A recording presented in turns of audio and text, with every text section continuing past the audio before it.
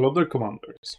YouTube says I'm live, and we have gotten our first replay of the playoffs.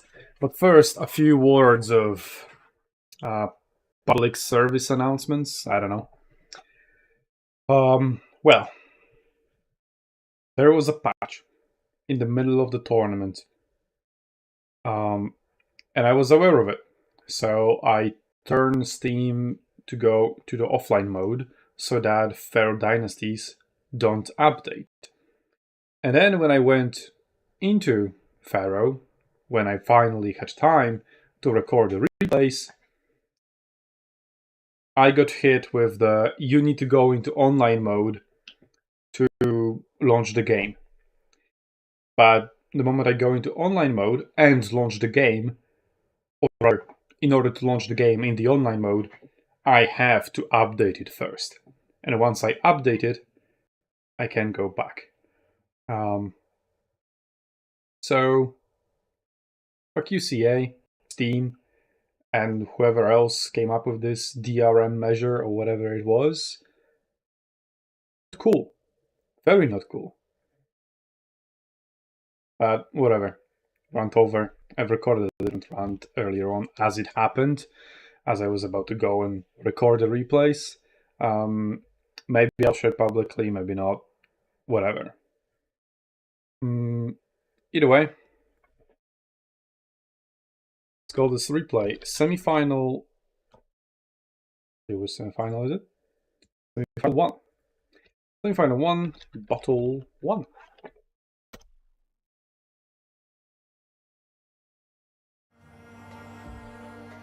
Getting pinged on Discord. That's okay.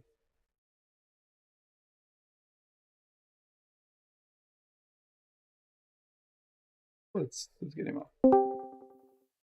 Hello there, Arkin. There we go. General Kenobi. General Kenobi. I love that. Right, there we go. Here's your Pharaoh Dynasties stream. Thank you.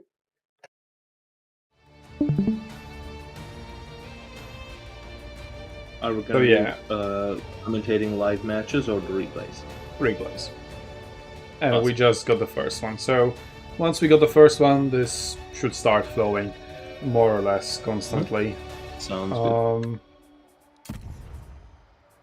Replays, there we go. So yeah, I just ranted about how all these matches are just now unwatchable. Because as you can see, warning, this replay was recorded using an older version of the game, so playback results may be inconsistent when viewed in this version. I went into offline mode, I already told that on the stream. I already told you that as well. Yeah. But it wasn't the case in Napoleon. And it wasn't the case in Shogun 2 until the Fall of the Samurai update. That update arrived, fucked everything up ever since. I reported that back then and there, asked them to fix it, and then asked them to fix it multiple times. As a content creator, mainly using replays, it really fucks me over on a daily basis. And they just refuse to give a fuck. But whatever. Let's go into the semi-final. It's Rico versus TKO. Is censored, whatever that may mean. Yeah, just the strike sound effect just makes me want to go and look it up. Why the hell is it censored? Anyway, against Ulda. So I've got... I haven't done my homework. Is this Irsu? I think it's Irsu. Versus Hanilgabad, whatever, Babylon faction. No idea. Choke them with their own entrails! Yeah, I haven't played much Pharaoh. So pretty much the only experience I have is from the previous tournament. But there obviously was a huge change. They buffed ranged units, finally, because ranges were absolutely useless in the previous tournament. Which was proven over and over again throughout the iteration. But They have been nerfed in the most recent patch. Anyway, for now. So this is Ulda versus Rico. What is this banner? This is Hani Gabat. So Hani Gabat is Ulda, I think, right? I need to use hacks. Yes, Ulda is Hani Gabat, so this is Ulda. And this is Rico. Okay. So they both start on hills and in forests, so most of their armies is hidden. A good design, I'd say. So, you know, a lot of surprises. They meet in a valley, so not necessarily because... Sure, it is balanced, it is mostly symmetric, but you kind of want to use your range advantage to draw the enemy in, so that you fight them downhill. So, in this case, and this very... I can't even go with my camera out of bounds, like... Oh. Do you have the debug camera on? Apparently I don't. Well, that's fine. But I had. Yep, we got the first range that's fixable for the exchanges. next battle. Yeah. So let's focus on the range units. So we have slingers. 5 units of slingers. 6. And I guess 7? The rest must be melee units. We have some cavalry. And the slingers are opening fire, shooting into some chargers. But the enemy, Ulda, has Canite rock throwers. They have range 210. So same as the slingers, but obviously there's only 1 unit over here. Some more archers with shorter range are making their way. So definitely unfavorable exchange to begin with, as it's like 4 units shooting versus only just 1 returning fire. What about this on the left, unit in the open being shot at? Yeah, the same scenario. It's 3 versus 1. Yep. It's already down to half HP versus the other ones being barely scratched. So you have disadvantage in ranged units. So there's really no reason to overthink it. Just rush, because you have advantage in melee units. Use it to your advantage. The slingers should have like the low rate of fire and lower damage because of their super high range. Although historically they were kind of good at armor piercing as well. But this is a game. There we go, that's the first round of the ranged units, but we have first melee engagements. We have an elite unit versus 2 crappy ones in the flank, so this elite unit should do fine, even when outnumbered. The slingers, have they ever managed to retreat? Mostly so. And yes, even though Ulda has advantage in melee units, he is fighting uphill and he is getting hit as he approaches. So in Pharaoh we also have armor deterioration mechanic, so that will soften them up before reaching the front lines. But those front lines have gaps, and there's an opening over here for chariots as well to go into and start wrecking the backline.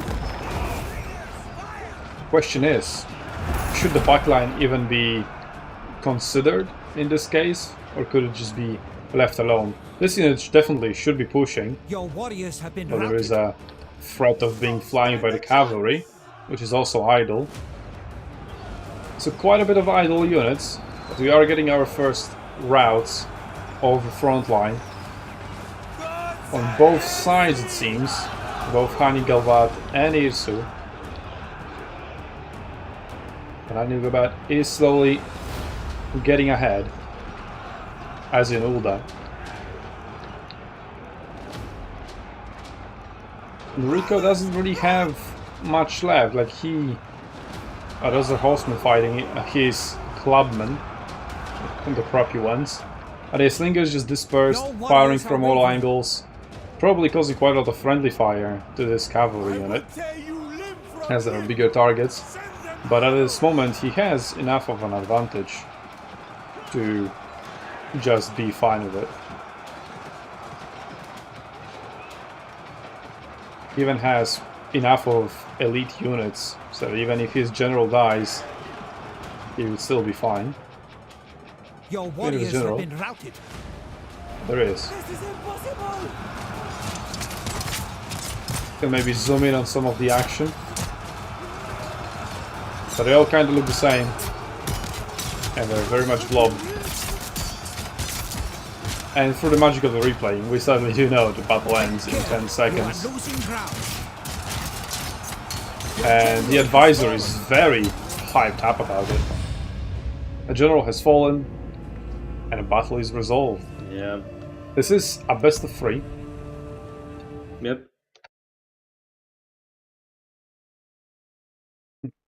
Get kicked to the desktop. Okay, I'm back. The game didn't crash. I just got kicked. Yeah, the stream was still fine. Yeah, so just a bunch of crappy spearmen, 4 elite units, 5 when you include the general, and then just crappy slingers in terms of cavalry. Versus also 3 elite units of infantry, 4 with the general, elite chariots, and then some crappy units as well, and 5 range units. So range units was 5v7, so both units quite heavy on that. But yeah, Ulda also had just more units in general because he just picked more cheaper ones, and it very much paid off. So sort of the same dynamic we have seen from the previous tournament, where numbers just reign superior. They most certainly do.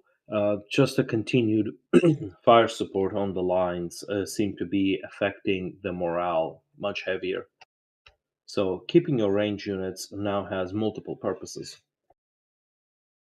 Do have that lethality mechanic. Yes. And in this case, because of the map, also my neighbor has picked the perfect time to start drilling. He was silent the entire day, and now he just started drilling. So he started streaming. Classic. Always. Yep. But I am using a filter on my microphone, so yeah, I didn't hear anything. Well, you hear me through a different microphone than they hear me on the stream. But both have filters on them, just different ones.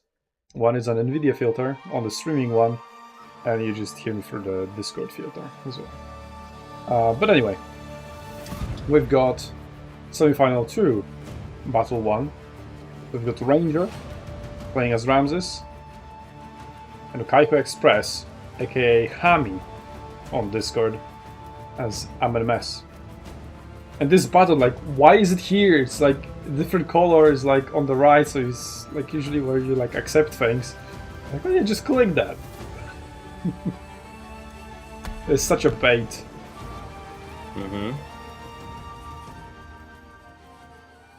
Alright, fearful symmetry. And it is very fearful. First of all, CA just fears symmetric maps, because none of them are symmetric. In Pharaoh, I looked far and wide, and the only symmetric ones I found were entirely flat. And I was like, I don't want to have a tournament consisting of entirely flat maps, and only of entirely flat maps, as it would be very boring, and the choices of maps would just be inconsequential. Anyway, both players have picked quite a lot of units, but both have, I think, heavily invested in range. Also, the thing with Pharaoh is you don't know which way you're going to spawn, because each map can be spawned either west versus east, as is the case here, or north versus south, which changes the map completely, because this is a river crossing battle now. Otherwise, you have river just down the center. So you could deploy both on both sides, or like both on the same side, and just play on that one as a regular battle. It would be just very narrow, but with some flanking possibilities. Or you could both split your armies, or if you deploy on different banks, then it is back to the crossing battle. So anyway, the map is again designed to favor ranged units, as you want to draw the enemy in. And for river crossing especially, numbers advantage in the melee department won't matter as much, but there is another crossing over here to utilize for some flanking, which isn't defended by either team. But do they have cavalry? We have Memnon and chariots, and there's another unit of chariots, so that's it for cavalry, somewhat cavalry. We have Anatolian chariots on the other side, size of Ramses. 2 chariots versus 1. For the first shots, not fired. I do want to ask though, so chariots in this game, are they any better than the ones that we currently have in Warhammer 3? Do they get stuck all the time, end up either doing a lot of damage or absolutely well, no just damage? Have to see. And what we do have is formations. So they're in spear wall, fancy. but they are. It is a narrow formation. Looks immobile as well. So ideally, you would want more units to plug in the gaps. Otherwise, they could be quite easily and quickly swallowed. The slingers are here. So are the archers, but they're just not shooting them. So they're preserving the ammunition. They have 21 volleys, 24 for the slingers. And slingers do bring that range advantage. Also, these are elite archers with 200 range. Well, these have 219. Maybe there's some kind of an ability going on. These guys have 190. A general could provide something like that, or maybe they're just using an ability. And true accuracy, no, that lowers the range by 50%, but they aren't using it, obviously. And now we are getting exchanges, but usually in these exchanges you want your ranged units to target enemy ranged units if what you want is winning the range duel. But without melee fights going on at the moment, usually targeting ranged units is the best of ideas. Yeah, minimizes friendly fire. wavering. Well, shooting melee units is there, not engaged. One thing that I'm seeing though, but it just anyway, continue. Yeah, one thing I'm seeing though is our players are not exactly analyzing the results of a range duel before it happens. Like, they are at least exchanging a couple of volleys before they decide to pull in or out. Like, the left side was actually winning, but now they have decided to pull back. I wonder why. And now they're pulling back in. One of your units has depleted their Also, ammunition. they have tall grass over here, so they could probably hide in here. Or get some sort of other advantage.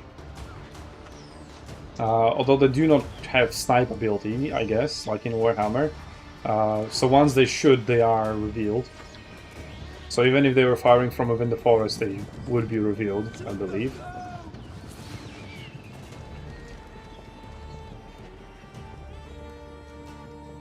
But it is due to number advantage. Although, as you can see, like there's just a new unit of elite archers coming in. Hasn't shot a single volley yet. So, like, why are you engaging in a ranged exchange when you don't have all your ranged units brought to bear? Yeah. Yeah, that's what I'm wondering too. Like, the math just isn't mathing in here. So, props for the Ramses player, who is using all his ranged units, and he's sort of winning despite being at a disadvantage. The only ranged unit he isn't using are his... oh no, his channels aren't ranged. Okay, fair enough. They do have that spear sticking out of a wheel, which kind of makes it look like a bow. So that's why I was confused. So yeah, speaking of analyzing, so we've got 52 elite archers left here. We've got another 57 elite archers and 80 elite archers.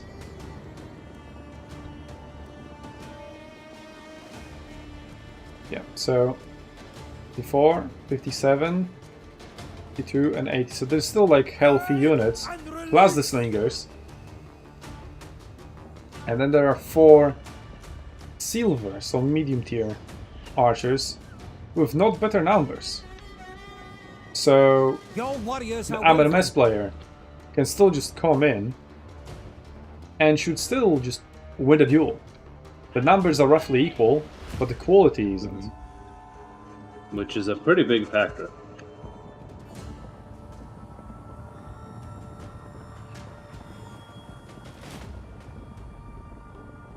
Well, now that the left side has decisively won the range battle, let's see how they're going to capitalize on it.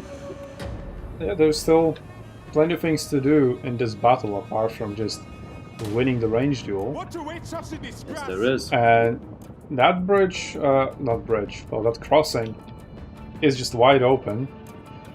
And looks like MMS is just going to pull back and let the enemy in. The ranged units are choosing not to shoot at anything else other than the opposing ranged units, as they are now coming in. There are plenty enough in range. They should start shooting instead of taking 3 volleys, or maybe dodge a volley and then start shooting. Yeah. But no, they're just going to... Oh, maybe they're going for flat arcs. They do have that switch between flat arcs and high arcs now. And it's not just the arc of shooting. It does actually influence some stats, so it's a little bit different than in Arena. Obviously in Arena the flat arcs were desirable either way, but in here it actually changes things. So can I just look at the details? Okay, there we go. Nope. Arrows away! This doesn't work.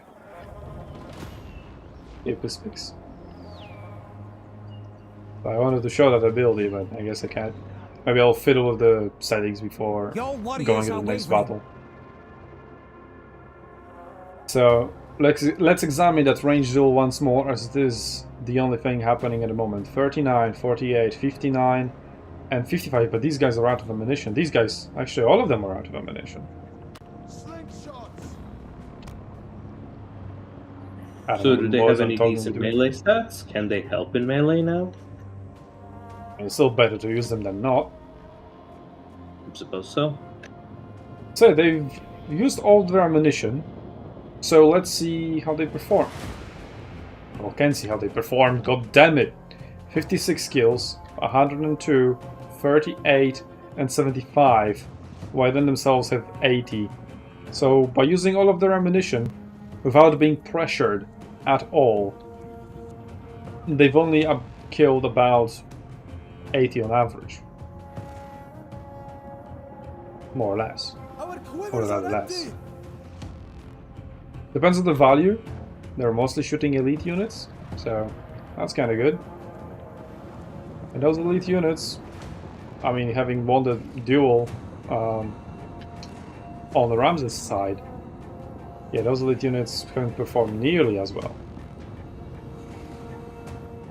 But they still have some ammunition, and by some I mean over half. But, well, Ramses has no ranged units now, or no ammunition. The only thing he can do is push forward, or just stand there and take range damage for free, which is usually not the best of ideas. If you don't want to engage here, just don't be in the range of the archers. You could possibly drop him further in. Although that could... It's all about synchronization of the attack, right? So just make your approach on both sides at the same time. But I guess the damage here is minimal, and we are finally getting melee engagements. Finally, These guys melee. are in Spearwolf formation, and they're fighting at the edge of the water. So this is about the best possible outcome they could wish for. But as I've mentioned before, they just a big gap which you can just walk through. And we were having a flanking maneuver, but I guess they got scared of the chariots and decided against Fair it. enough. So it's just 2 1v1s at the moment. And looking at the HP bars, these spearmen are actually winning. Even though they're a crap cheap unit versus a silver unit. Maybe they just gotten damaged before, because these guys are still at just 1 kill now. So probably that was damage dealt by archers earlier on. Maybe a few volleys landed in there. Yeah, I think that's the case. On the other flank, still quiet, but we've got maneuvers all over the place. So the entire battlefield, from one white line to the other, is being utilized. And I think a good move over here, if you don't want to flank with your melee infantry, because you don't want to get charged by chariots, why not risk archers doing that? And so they piled on a second unit at the same place. Amenemess is doing the same on the other in the other engagement. Looks like they're just pulling in and out, just cycle charging, but instead of charging in the back or on the side, they're just charging through their own units, which still works, would in an arena, but is also definitely not as effective as if a flank was found. But it is difficult to find a flank in this particular scenario. But overall, I think the engagements over here would be far more favorable and should be prioritized by the Ramses player rather than fighting an uphill battle at the crossing. But over here we've got Kushite Royal Guard versus Sheridan Spear Bodyguard, so 2 elite units duking it out, or medium tier units rather. This sounds very elite. And Ramses definitely does have a number advantage over here, and those Kushite warriors, Sheridan's, no, those are Kushite warriors, just, yeah, the wrong call. Just pushed through, and now are just completely surrounded, could be just collapsed upon and taken apart as a free kill. Your time is at an end. Over here, Ramses also finds favorable engagements. Archers are still firing, but they don't have much punch anymore after losing most of their men in the early stages. We're being routed. The chariots of Memnon have just gone in, have done some damage, but they also have taken a lot of damage, and the HP is just melting in our eyes. Archers are now coming in to support melee engagements, flag the gaps, and just soak some damage for the melee brethren. And it looks like Ramses is just slightly losing over here at the crossing, but at the same time is winning everywhere else. Yeah. There's another flanking potential over here. Just lots of units just let out wild in the back lines, and Amenemess is completely surrounded. I think just once again the numbers just reign superior. Numbers do reign superior, but also the maneuvering of those numbers seem to be having a large effect. Well, yeah, if you have more units, it's also easier to maneuver them, because you can maneuver more. Yes. Yeah, you can tie everybody in a 1v1 and then have still some units left to flank, whereas the enemy doesn't.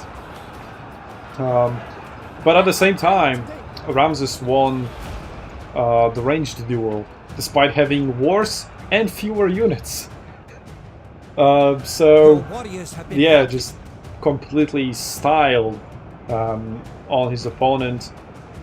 And there we go, we have a mass rout, even though the replaces is still going for a minute. Yeah, that was a lie. Interesting.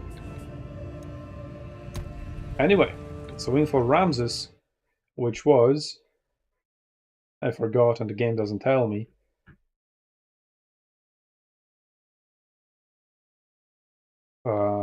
Ramses was Ranger. So Hamid lost.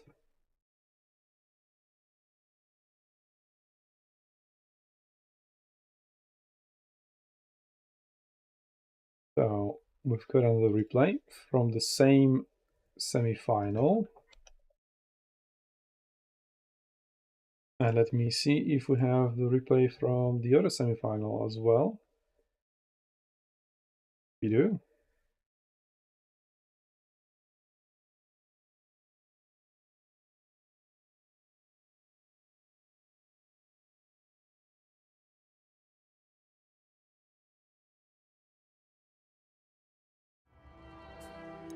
Alright. Let's get into that. Or maybe I should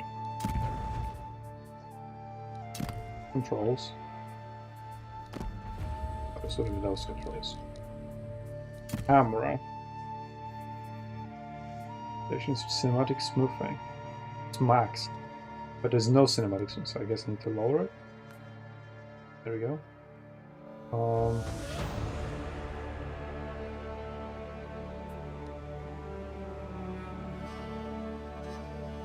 I mean, but slower is better for a cinematic experience, and it's a very nice number I just landed upon randomly. Yeah, that will be fine. No debug camera, but well, whatever. I think it was fine without the debug camera. Interface.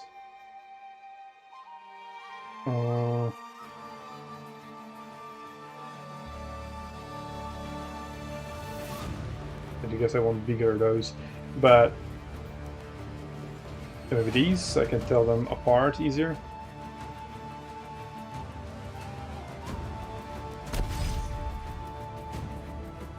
Yeah, but I wanted those unit cards to properly stick. Why is it not on their interface? Yeah, I think it should be an interface. Check game or graphics. Sometimes I put it in weird places.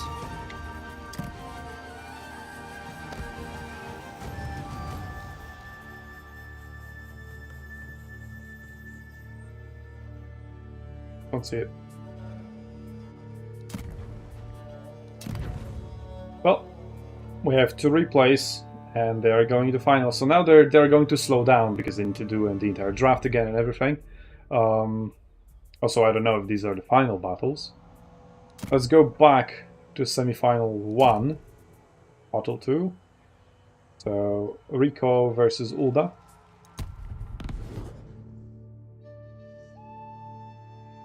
So Ulda has 2 units more. We are once again on Fear for Symmetry, East versus West. We've got 7 slingers once again versus 4 slingers, 1 elite archer and 2 elite javelin. Lots of people were saying javelin are super OP, but that was in the previous patch because their lethality stats was through the roof, and I think it has been nerfed. In terms of infantry, not much elite on Rico's side. We will fend these Hittites off with ease. But Ulda just putting everything on one crossing. Well, Rico mostly doing the same. We've got some Vanguard deployment in here as well, I think, yep, from him. And I can finally easily tell these banners apart. I'm gonna go green border around this one, red around this one. But he's not rushing forward. These guys are hidden, so he doesn't know about them. Oh, so are these guys, for the most part, apart from these 2 units. Javelin also hidden. Guerrilla Stalkers. And you're in for a 30-minute long battle. Well, they are being very careful. If you rush your slingers head in first, they could be in for a nasty surprise from the Mycian Raiders. I also like how the visibility really allows the units to sneak in. Like right now, I think Ulda's armies have managed to sneak in through the river and are now forcing the enemy to be in the 25% on the map. True, they're still constantly hidden. And if I could just look over what their abilities are, toggle unit details. I am toggling that. Can I please? No. I will toggle it once again. Can I? I cannot see it at all. Nope. A good user UI? No. Show me this. Unit icons. No.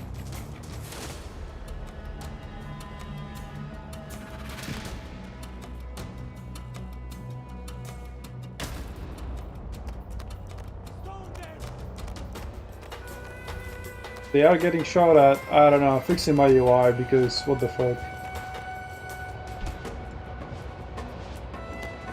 This shit still doesn't work. Do I need to be like over here and then I can like, oh, see, oh, I'm so smart. So I need to have them in the corner. Anyway, we've got ranged units fighting everywhere. Now all the ranges, this is very nice. I like all the information being displayed. So it's crappy slingers versus mostly crappy slingers, but also some elite archers. Who are racking up some kills, but they're mostly on crappy slingers. So even though they could be winning, the trade in gold value isn't necessarily the same. We've had that somewhat happen in the Warhammer in our most recent tournament with Team the Wilder playing Skaven and just abusing Skaven slave slingers who have the shittiest stats ever, but they're also super cheap, and somehow we're always trading up in gold value. Yeah, because they are so cheap. And for me, they shouldn't be able to scratch most of the units, but somehow they were doing damage, and I was like, that's not allowed, that's illegal. That's illegal for you to deal damage. Yeah, just the sheer numbers, because there's a minimum amount of damage being dealt with each damage instance. So just multiply it by a lot. Yeah, but also one very important factor in range duels is focusing on a single unit and eliminating them one by one, because you want those kills, because kills is what matters. A damaged entity still hits back all the same, so you want to start removing soldiers as quickly as possible, which is somewhat being done here. We see 2 or 3 units focusing on this singular unit. Once it's off, they can switch to another one, to another one. These guys are almost full HP.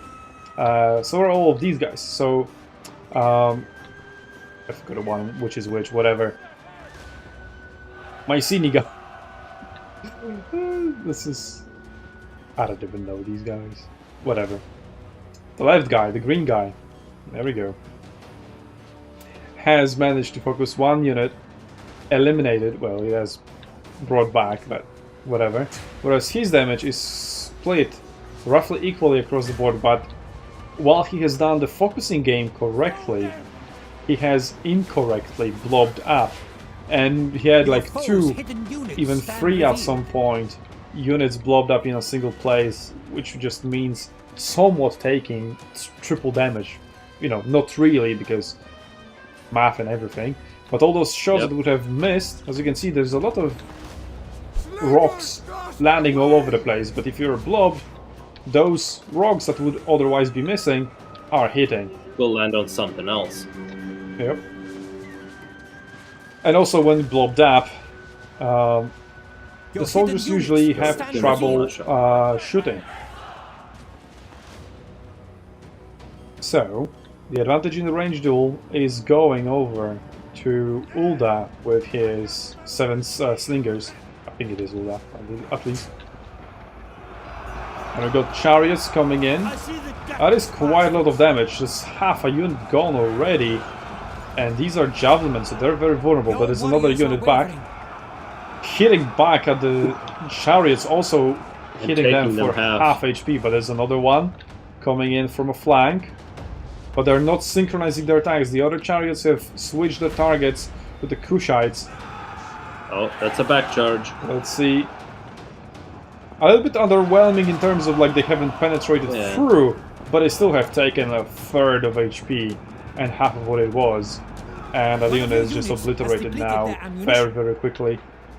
And as they have no melee backup, I mean, javelins should still be fine-ish in melee. Definitely more than the archers and slingers, but I imagine not really against these units. And chariots can just come back for yet another charge.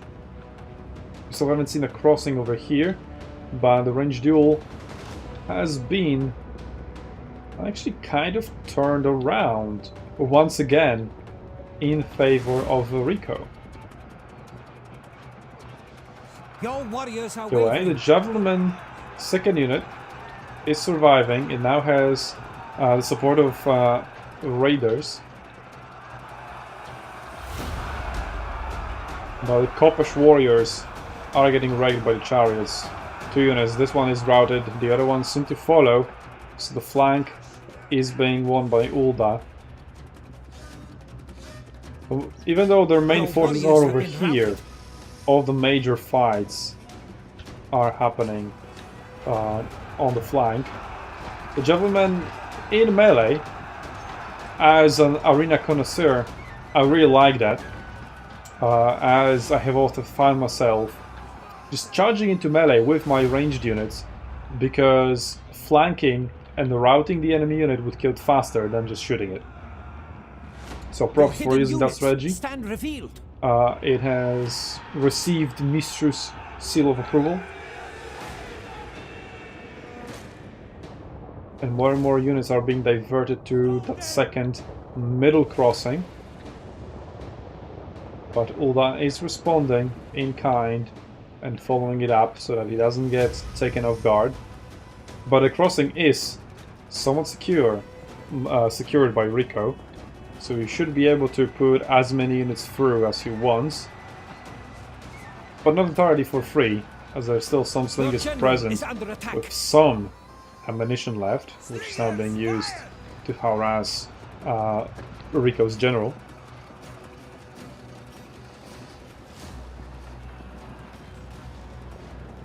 Rico's ranged units are entirely out of ammunition, apart from these, again, armored archers. We have 110 range. I imagine they must be using some kind of an ability right now. Can we check it?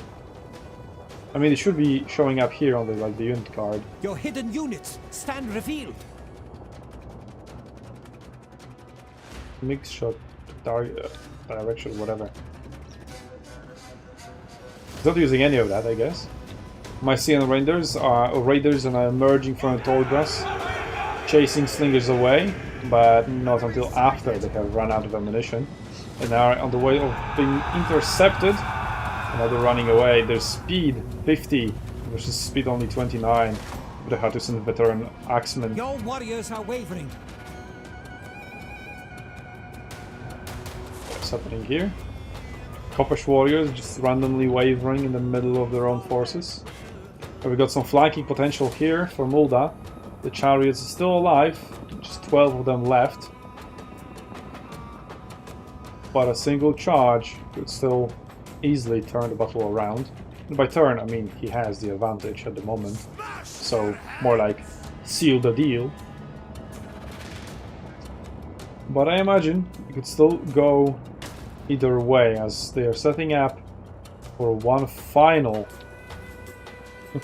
engagement, and the unseen flanking slingers with no ammunition are deadliest. If they can land a recharge, break the enemy morale of an elite unit, then totally see that happening. One of your units has depleted their ammunition. So yet another unit that is out of ammunition. Sadly, the Javelin are underutilized, but even then, 101 kills already, still plenty of ammunition, and still well over a half of men left in the unit. And their biggest counter, which is all the ranged units, are all gone. They still have 5 volleys, obviously using that on Slinger unit. Not the best. And Slinger duel continues, but this time in melee. But Islander Young Spears have something to say about that, as they chime in on the action. We've got some elite archers as well with some ammunition.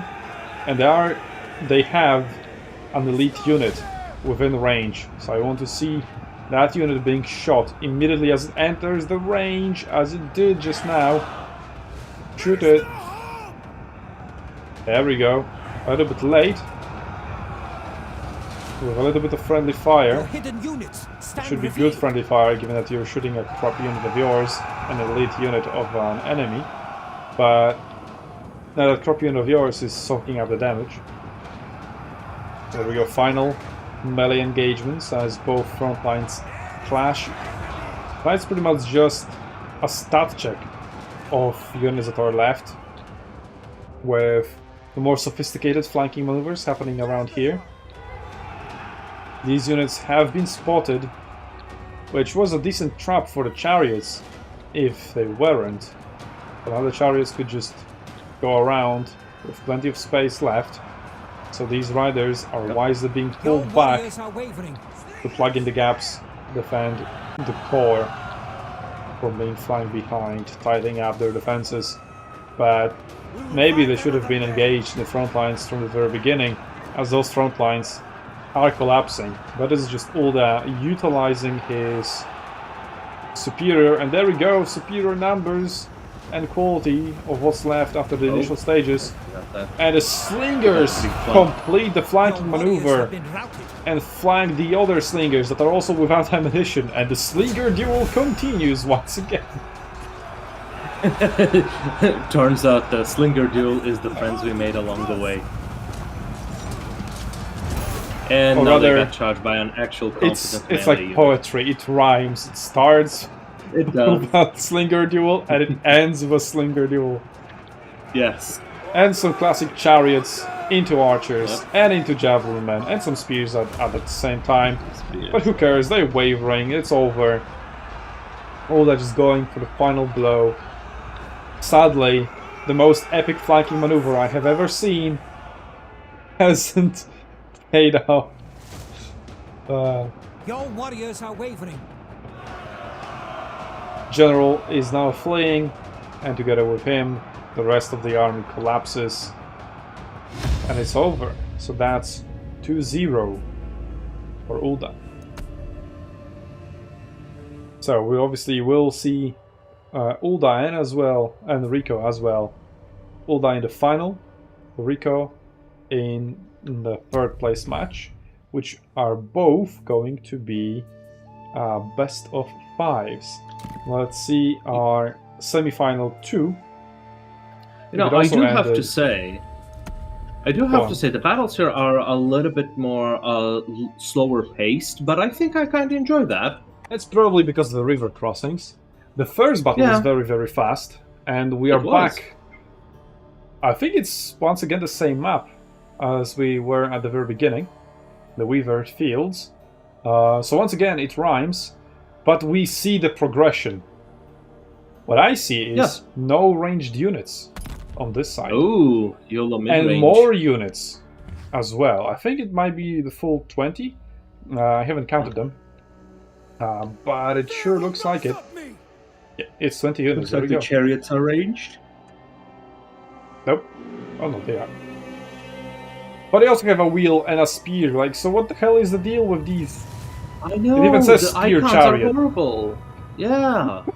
The icons are horrible. It tells you nothing. Okay, so we have a fully melee YOLO mid-rush army versus slingers, but this time renowned Trojan slingers, not some crappy True courage. slinger slaves or whatever. We've got Achilles as well. Where is he facing? Wolwetis. Yeah, that doesn't sound as intimidating. Yeah, it really doesn't. Why is he God. blobbing up like that? 2 units of chariots. Who is bobbing? I I think it's fine. His army is just in transmission. Should be fine. I've got unit outlines now. I have no idea how I trigger them. It's probably one of these settings. Space? No, I'm not clicking anything. It's just on. Hmm. I was looking for that. I don't wanna. This one?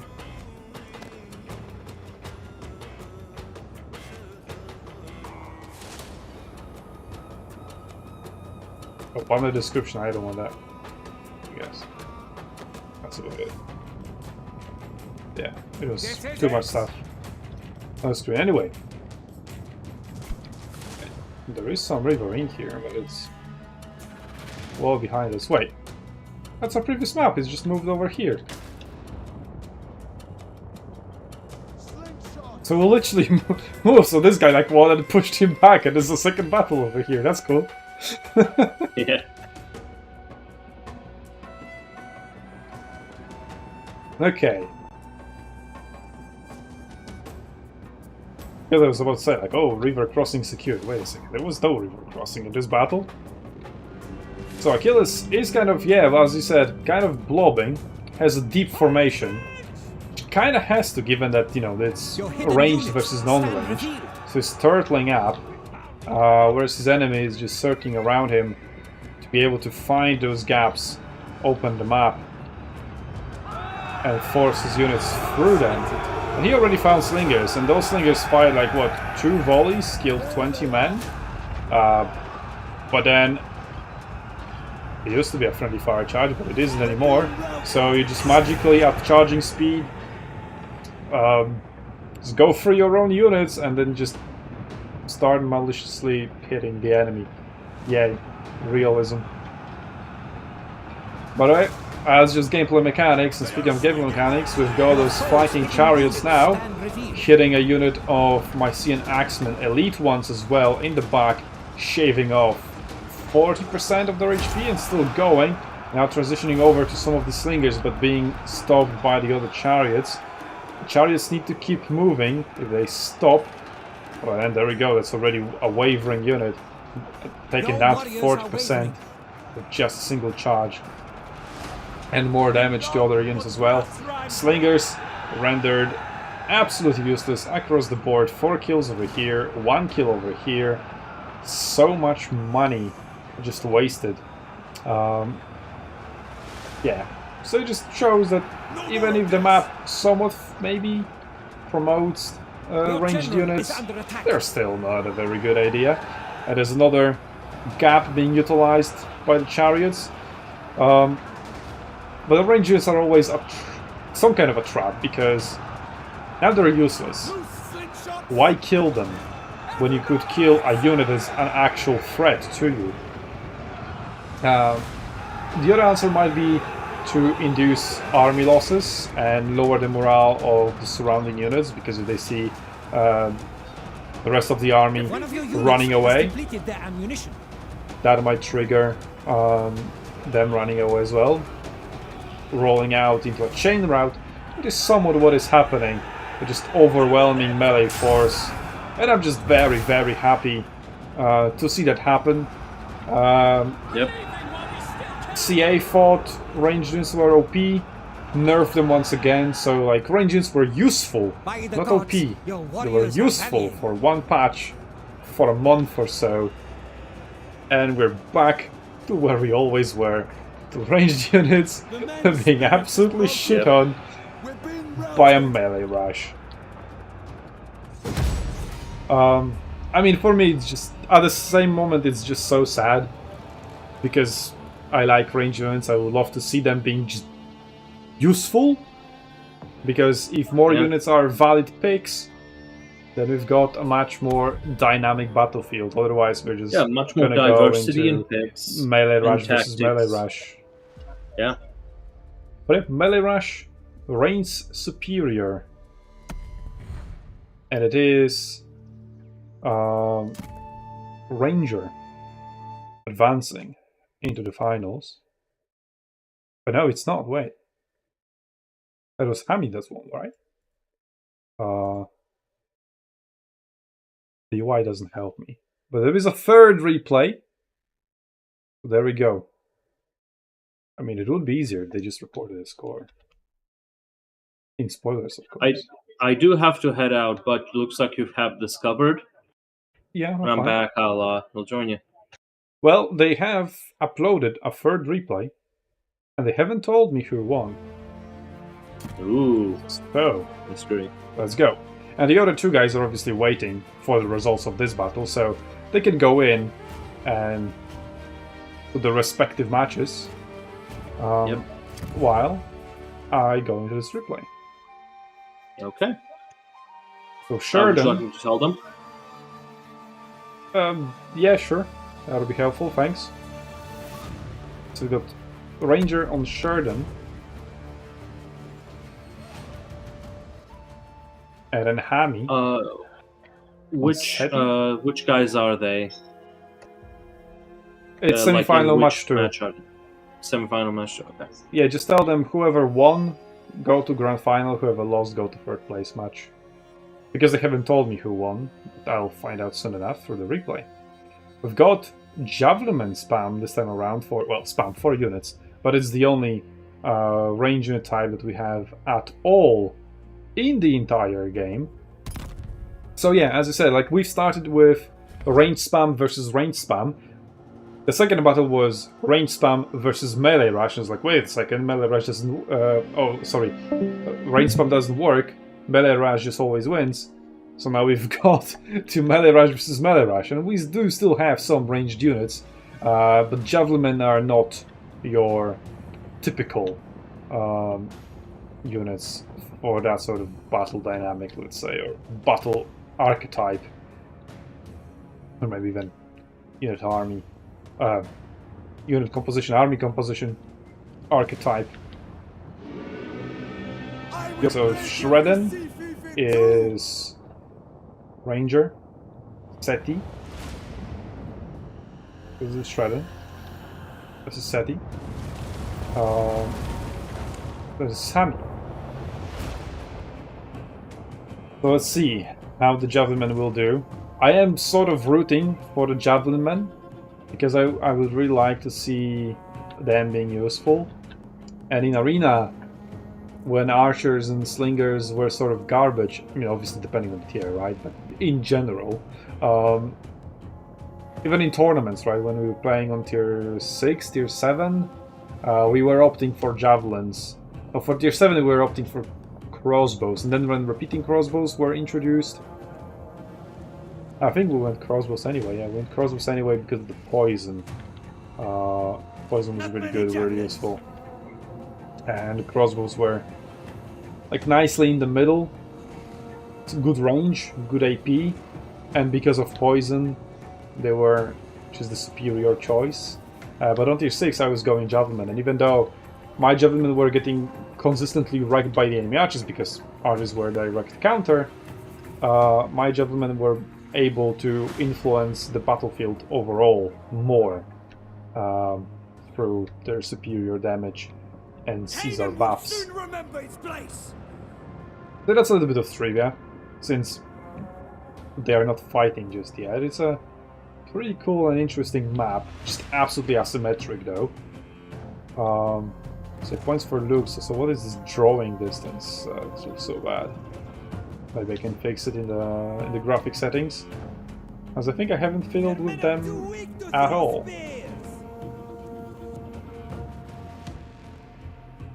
I might look into that. Your hidden units stand revealed. Oh, there we go. These guys, kind of shield bearers, just a crappy unit, but going in for a scout. So this unit has been revealed, but the Javelin weren't. Like the other ones, these guys are emerging. The Raga warriors.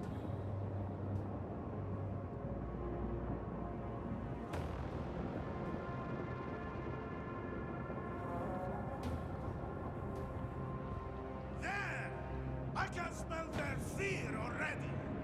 Are we going to get a first engagement? Is there charging out at speed 50?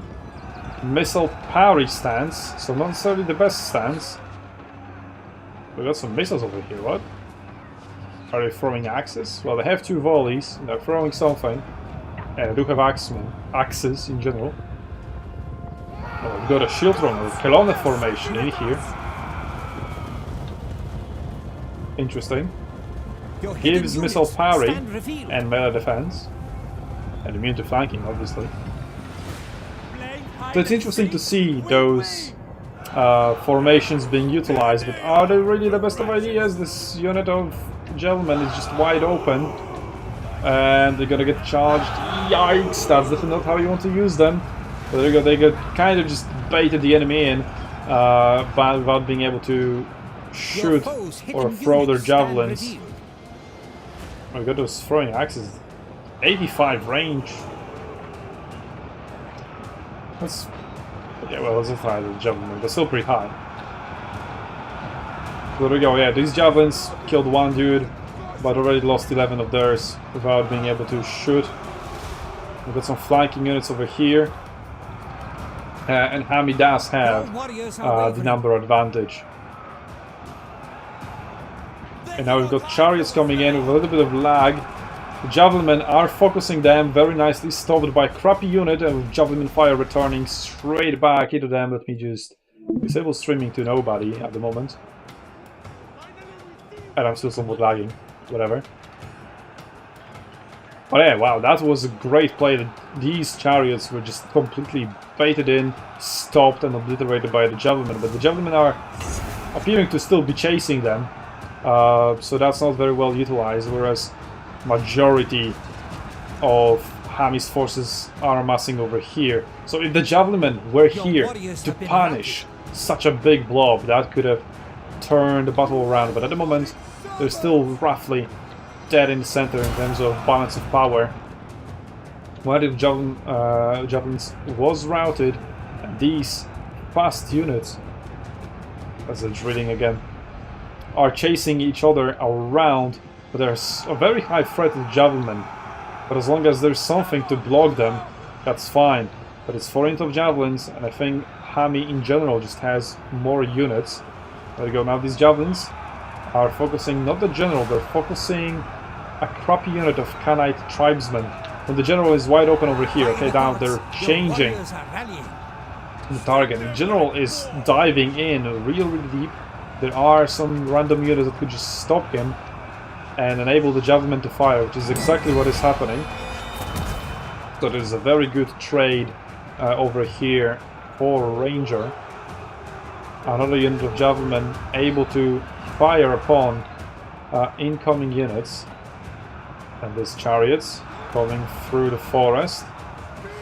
The blob has switched over, but it's roughly equal. There's also a general unit present in here, so they should be able to hold for quite a bit. The chariots were stopped, but the Javelin have been disrupted as well. Doesn't really matter anymore because they've used all of their ammunition. And looking at their kills, they haven't used their ammunition that well, or maybe just the general unit is that tough. Hasn't gotten much damage, like 20% at most, shaved off of it. There's still some ammunition left in some other Javelin units, but the chariots now charging through the other Javelin without ammunition and into the general units. The general needs to be careful. It looks like he is on top of his game and cutting down the chariots. Have some difficulties escaping as they are inside a light forest. So the battlefield has somewhat stabilized, but there's lots of individual engagements all over the place, and it's still anyone's game.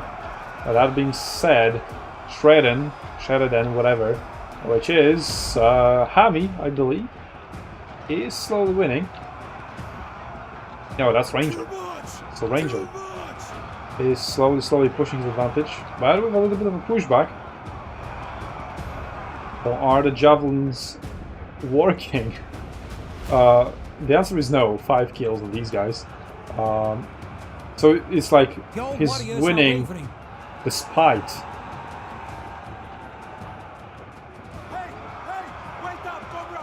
So we got the general unit over here.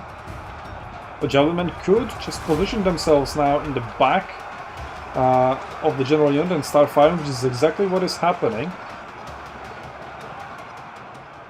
And once this general is killed, a victory should be secured. Well, that's out of ammunition, but it still can just go in and flank him from behind. This is an elite unit fending off 2 crappy units. And there's another general in the vicinity, so maybe we're gonna get some general versus general action. I've got 14 seconds left. Victory is within your grasp. I guess it is. Victory to the Javelin. Cadmean victory. So can't use peering because he wasn't born yet.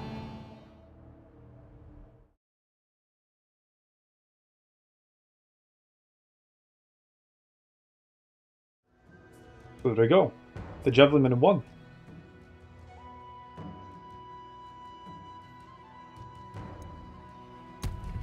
We've got a Ranger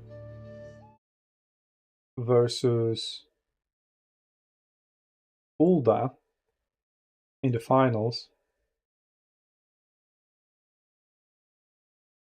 which haven't started yet, so...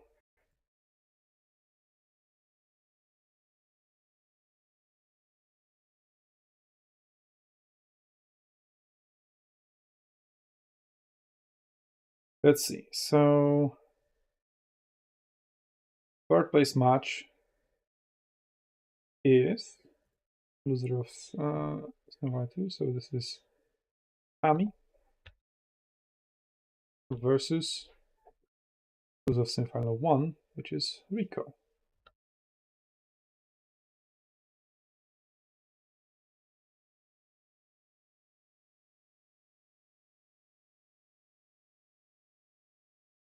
And the grand final is winner of semifinal 1.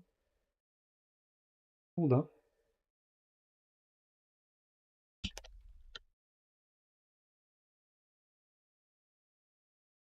Ranger. Which is much easier to say than Sign Green Kong B1. So we're gonna stick with Ranger. This is what he's calling himself.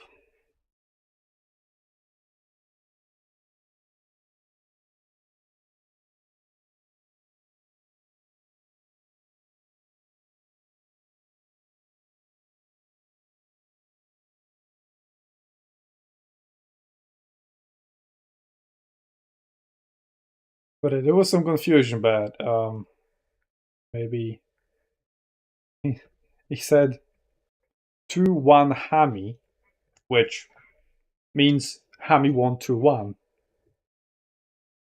And it was like, I won 2-1 Hami. Yeah, we've seen that. Yeah. I have confirmed through the replay that he has indeed won 2-1 Hami. But that's just not how the sentence structure works, I guess. Well, he is Korean, so might just be differences. And it's not his first language, that's fine. As long as we have gotten there by the end, that's fine.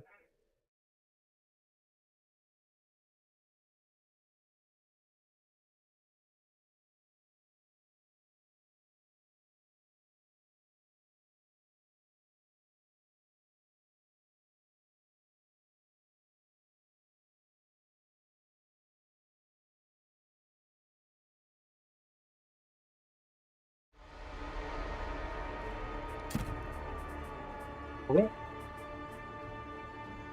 All the players are notified of where they should be.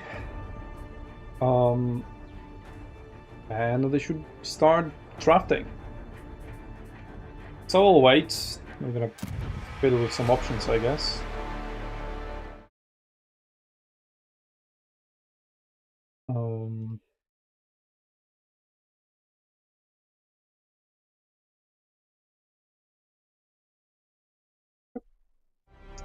Okay. Quality Ultra. It shouldn't look Ultra to me. Low FPS notification. I didn't get a notification.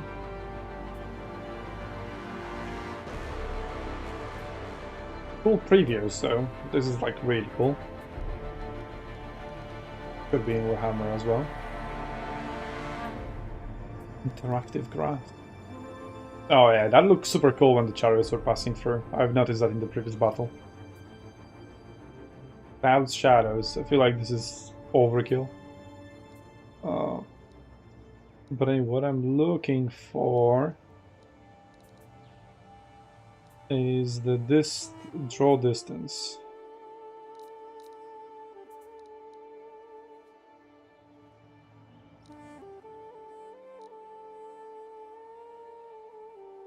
What do you mean it's not here? What?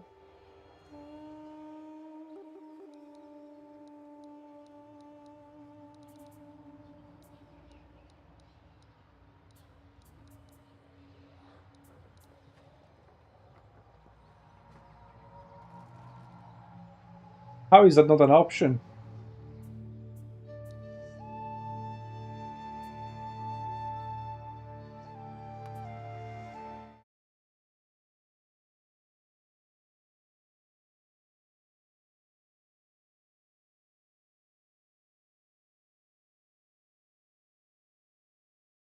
Well, in the meantime, we can start enjoying the draft.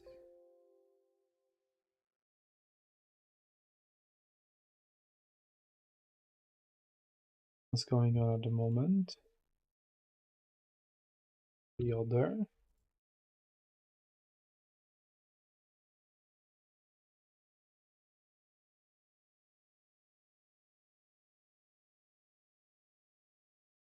The other hasn't started yet.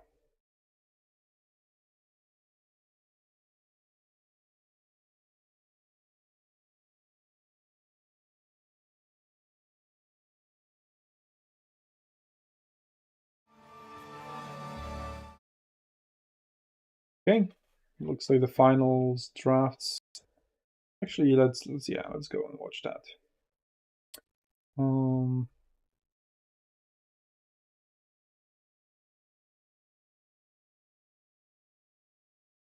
Obviously it doesn't work.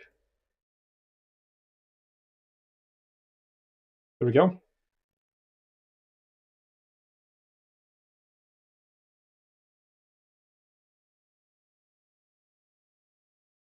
Waiting for him to get ready.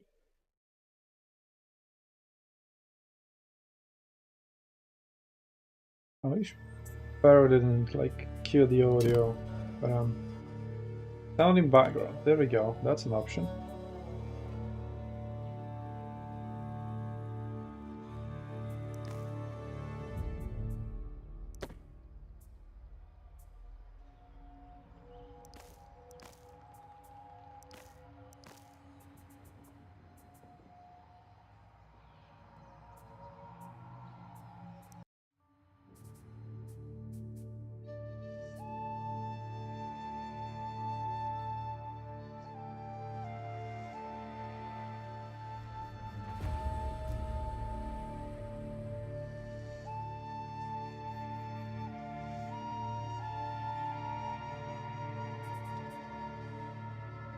Okay, there we go.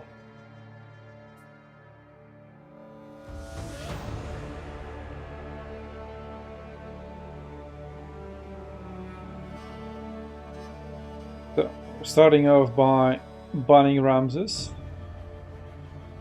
followed up by Hungry the Bat.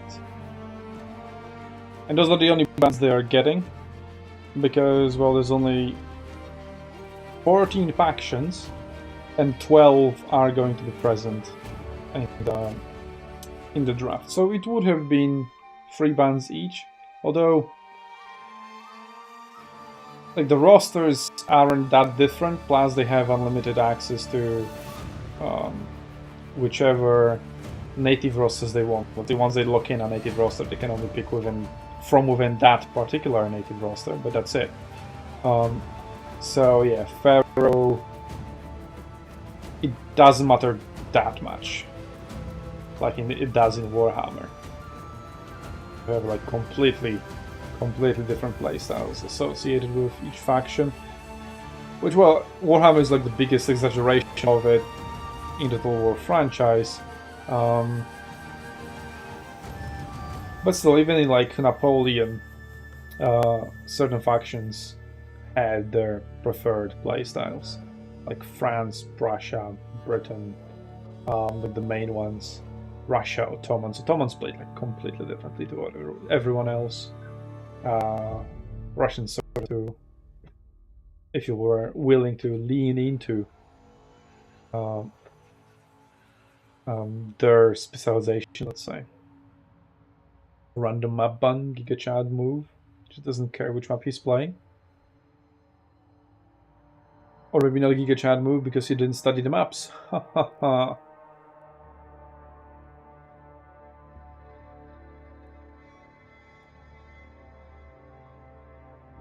Speaking of maps, we've seen map 2 and 4 banned, so now it's just the website itself.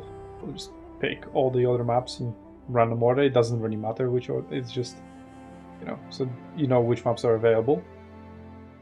So the map pool is map 1, Green Pastures, map 2, Pan's Playground, map 3, Village of Ghosts, map 4, Woods of Thessaly, map 5, The Warring Rivers, map 6, Athens, Map 7, the Killing Hill. And they've banned map 2 and 4. So, Pan's Playground and Woods of Thessaly.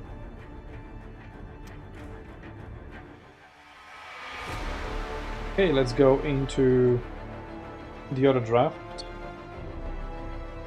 I'm gonna hide this for a second, so not to spoil you.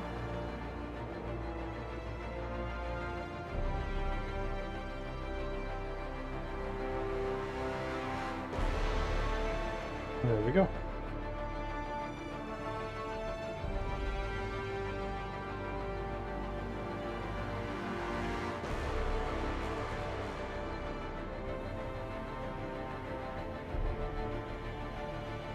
Fami versus Rico in here.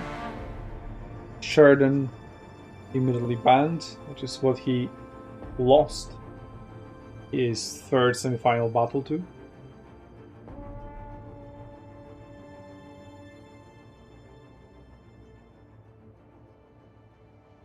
Mycenae, nice. And Troy. Very nice follow-up to Greek factions. We've got Babylon picked as well. Easily one of my favorites. And I'm kind of surprised that Ramses has gone through so deep into the draft. As it's usually considered a top tier pick. And look about, so each player will have a Babylonian faction. No Greek factions for Hami. He's went 2 Egyptian factions. The Palisade is like sea people, so kind of Greek, I guess. And then Taustrit to finish it off. So 2 Egyptian factions each as well. And 1 Babylonian faction. And Bay is Khanite, I think. Sorry for not being a Matters expert. I really haven't played much with Pharaoh.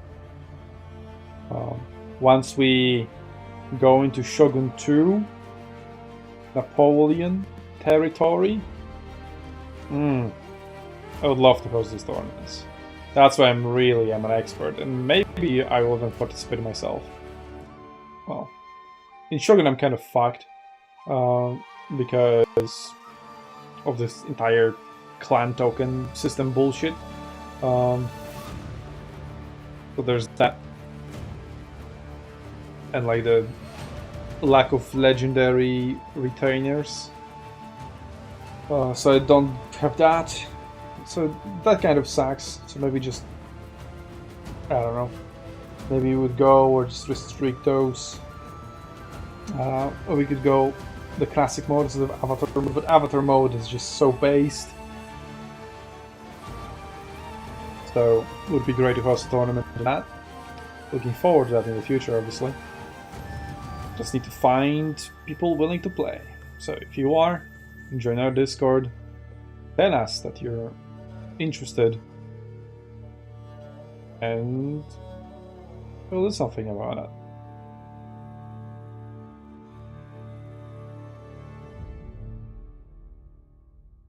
Alright, well. Now we're in the phase of waiting for replays to come. And well, wish we could have watched those group stage replays. I mean, there were some that weren't from the old one. These are fucked. Entire group D is fucked. Entire group C was 1 match. I mean, group C was 2 matches, but one they just didn't save replays. Group B was literally 1 match. Because everybody else was AFK. But Group A was actually fully played. We got these 2 battles. Because they have been played after the patch.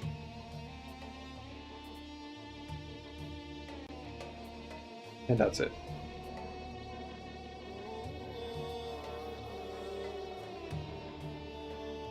We got Herr Robert and Bori. So Herr Robert lost in the quarterfinals and eliminated Bori. So Group A was a very, very cool narrative, which I was really looking forward to tell on like the video replays and through those videos. But now that story is kind of gone and all the replays are gone and useless. It's very, very sad. So yeah, what happened is that this was the last match. Arunar was...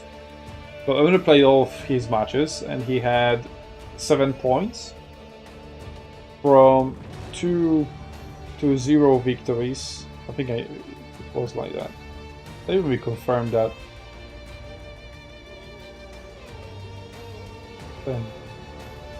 Get my facts straight. Yes, Arunar was 7 points. Yes.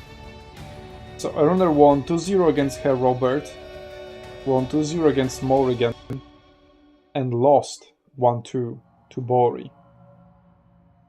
So Bori had a victory there, and Bori also had a victory over Morrigan, 2-0, so he was at 5 points without his match against Herr Robert played. And Herr Robert, as mentioned earlier, lost to a runner, won against Morrigan, but only 2-1, so he was only at 2 points. And the only way to win, or the only way to advance from the group stage was to win against Bori. And that would also eliminate Bori from going into the playoff stage, where Bori looked like the favorite to win the entire group. But yeah, Herr Robert won 2-0.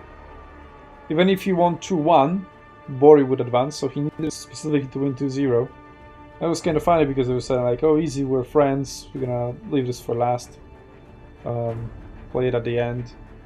And yeah, it ended up being a match for who leaves the group.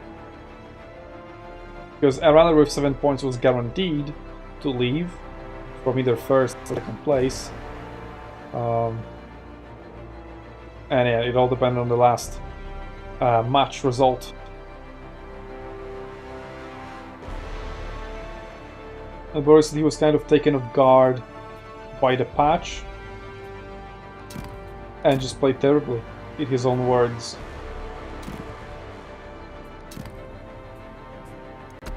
Let's maybe go in and watch that at like double speed or quadruple speed while we are waiting for the replays from the third place match and the grand finals to come.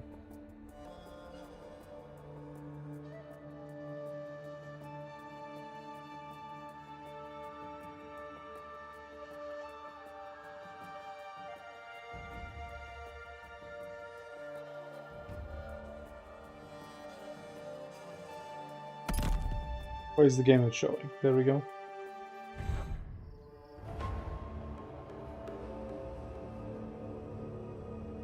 Yeah, I wish the replay would show who this is.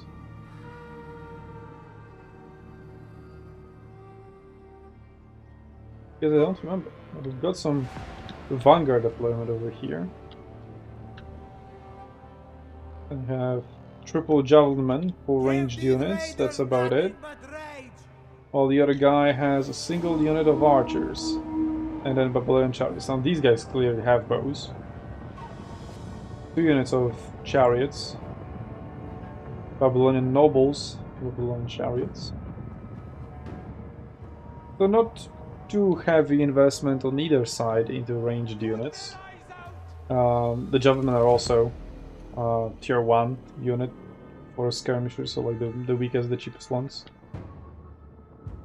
But both players Your foe's hidden units stand revealed. quite heavily going into melee. So let's see. We've got 5 units of Blessed Scouts. They're quite fast with 45. And then we got a single engagement over here. As he's flank protected by a cliff. But the chariots are going there together with some spearmen. Go for a very, very long flanking maneuver. The archers are shooting in there. Not necessarily the best of ideas, I think. It's probably quite a lot of friendly fire too. Your hidden units And stand the accuracy, revealed. I think, was nerfed. Quite a lot. Which is like the opposite direction they went in compared to Arena, I think. Your I mean, general in is under Arena attack. they buffed accuracy but lowered the damage. Or maybe they did the same here. I don't remember what it was in the Passions. Either way, they nerfed the ranges heavily. Your So here come warriors the are wavering. chariots. We got some main engagement over here as well. Looks somewhat equal at the moment, but the Javelin men are supporting the engagement. Horsemen charging in and Your just warriors deleting a have been shitty routed. unit. So wow. But also suffering return fire from 3 units of Javelin and not really giving a fuck about it, so that's pretty nice. The Axemen over here are somewhat getting wrecked. Most likely due to the chariots. Yeah, they have 50 kills. That's decent. But this overall engagement is being won by Peleset.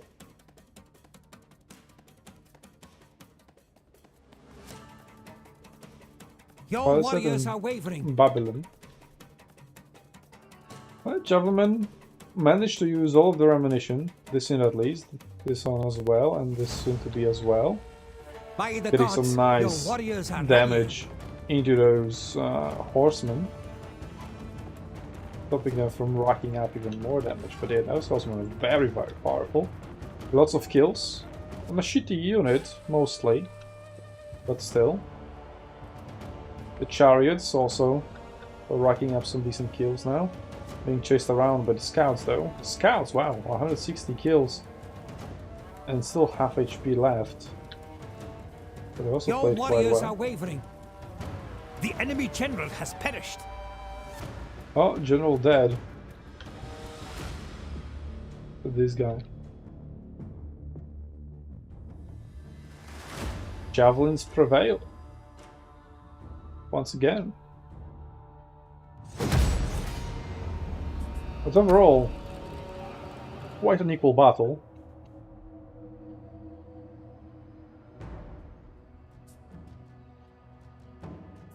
Yeah, so yeah, both sides deploying 20 units.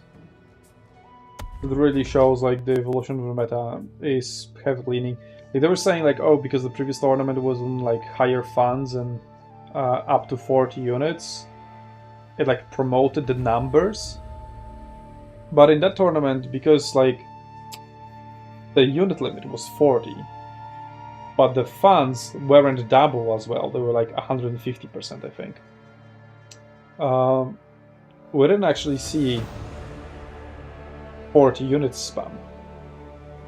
But in here, we're seeing 20 units pretty much all the time. I think my rules were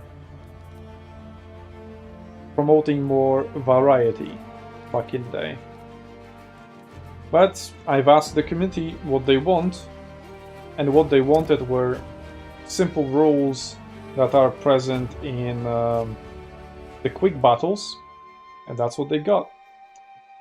Which, you know, there are two ways to go with this. You either make the rules to make the game, the tournament games, more engaging, more interesting, more skill promoting to actually find out who is the best, or you go to the route of making them a much more relevant experience to what it is out there. So it doesn't promote a different skill set than it is being used in a daily Pharaoh scene, let's say. So I think two routes are valid. We've explored the previous one in the previous tournament a year ago. Now we're exploring this one this year. So I think that's all fine. Let's see. Do we have a replay? No, we just have good luck, have fun a minute ago, so I guess they're just starting.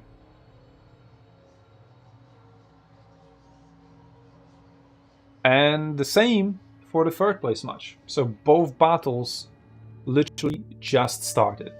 So we've got time to watch one more replay. That's the one we watched. Watch this one. Wow, that's a spam of Axemen. And once again, print of Javelin. The other player, Bori, somewhat mirroring that, but he went for crappier units, but with XP. Interesting.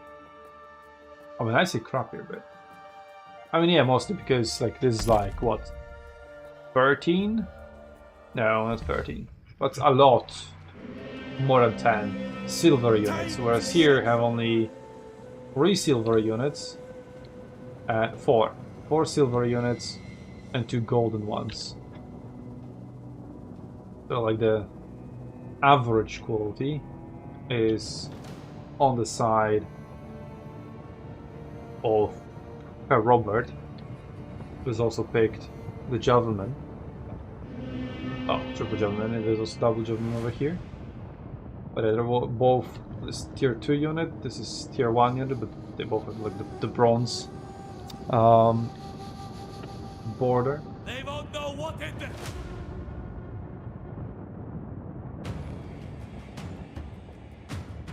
That's a pretty nice and interesting map as well.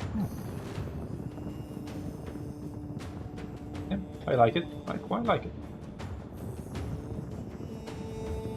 Quite symmetric for Pharaoh standards at the very least.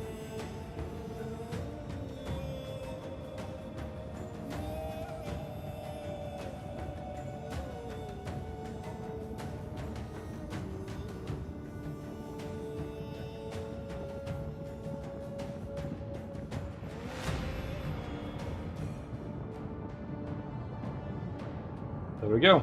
There's the rush. We will raise spears on them. Flanking Javelin, I quite like it. They will be able to find better angles. Stand revealed. And we've got an elite flanking force over here, and some of those silver units in the center to support the weaker bronze units. But I fear those bronze units might just collapse very, very quickly, facing the superior quality and aggressive Axemen unit. Well, their melee defense is quite higher than the melee attack, actually. It's the reverse for the Clubman. Usually you would think of Axemen as a defensive unit that breaks through shields. Got Javelin targeting the enemy chariots, the general as well. That's a very nice volley from a crappy unit like that. 11 kills. But that's not 11 kills in the chariots. And there's like one the kill counts for multiple. I think it does.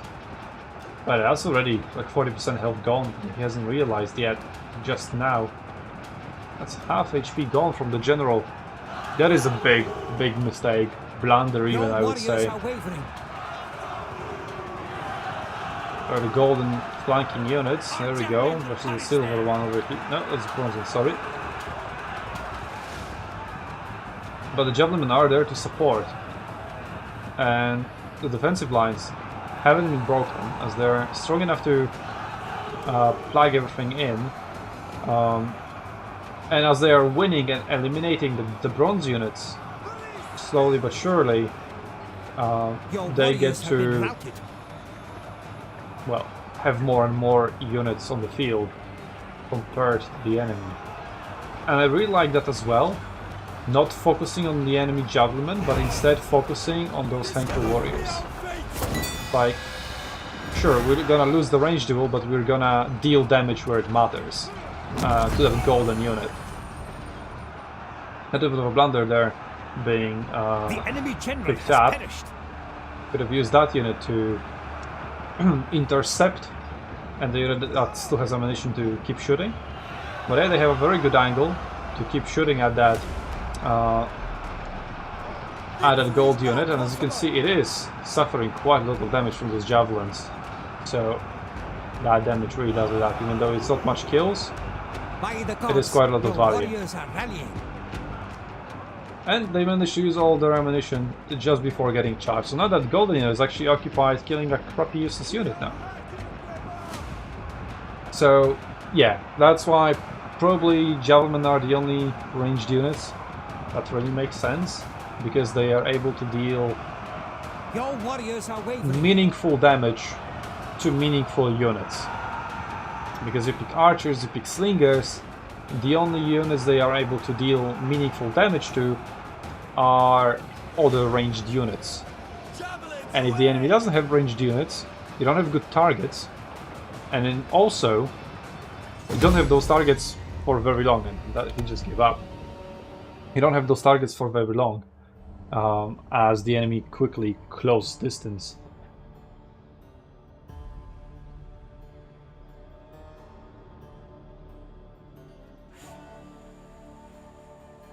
Here's the value of the Javelin. 1,000, 390, 750. So yeah, it averages like 700. This is over here, not that good. And yeah, these golden units, see? Not as much. They fought crappy units. They killed some javelin who already used all of their ammunition. So the value is even more diminished, actually.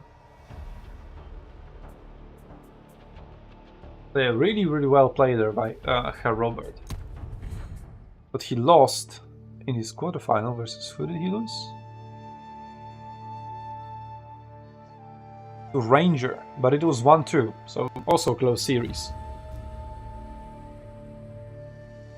So Ranger actually 1-2 in the quarterfinal, 1-2 in the semi-final, and now he's in the grand final. So it's a close series overall. The quarterfinals, though, were all played on the current patch. I haven't watched them yet, but I will get around to it. So I guess the group stage is lost, sadly, because it was played on the previous patch, and CA Plus Team fucked me because they thought I pirated the game somehow, even though they gave me a game for free for owning the previous Pharaoh. So yeah, that's so rude. Like, I knew the replay incompatibility to be the issue. I have taken all precautionary steps. I went Steam offline mode, I stopped updating the game, I checked the option update the game only when I launch it, so that it doesn't update without my consent upon like launching the Steam and like bam, immediately updates or something. And I was still fucked. I didn't get to watch and commentate the replays.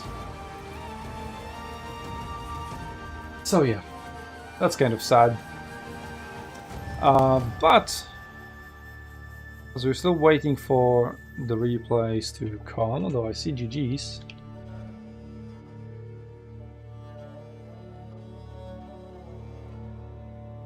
So I should get a replay soon. But let's take this moment to show you the bracket.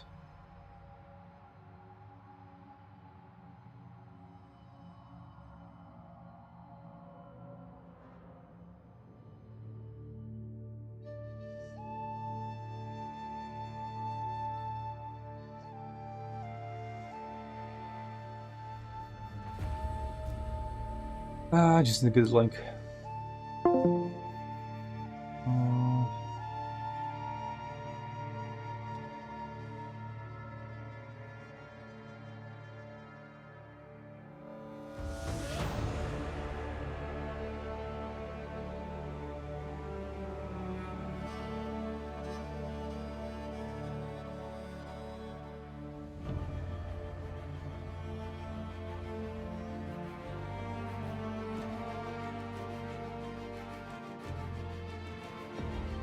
Alright. Does it work? Yes, it does. Though it's a little bit too cropped.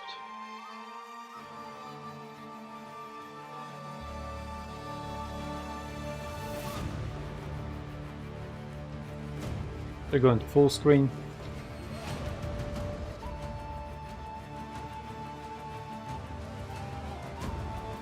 I'll let this be screen as well.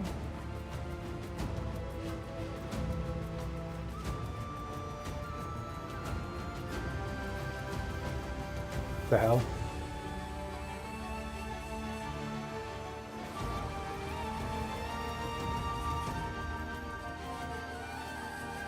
There we go.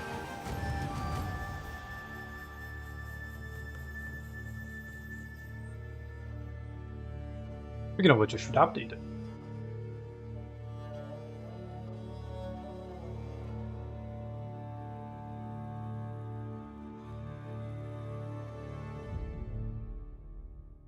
That is 2-0.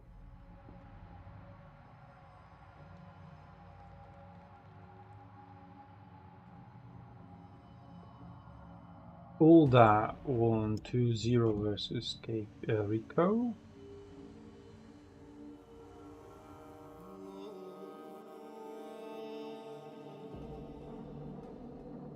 And Ami. No. 1-2 versus Stranger.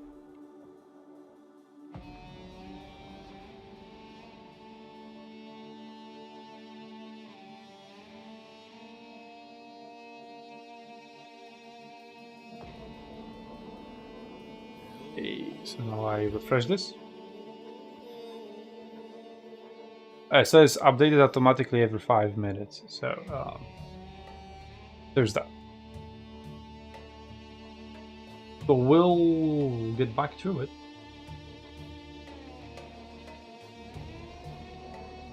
Let's get into Pharaoh. But first I need to... Oh. No.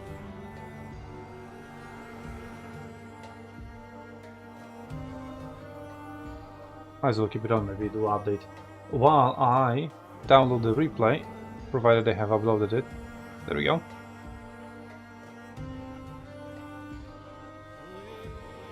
Grand Final Battle 1.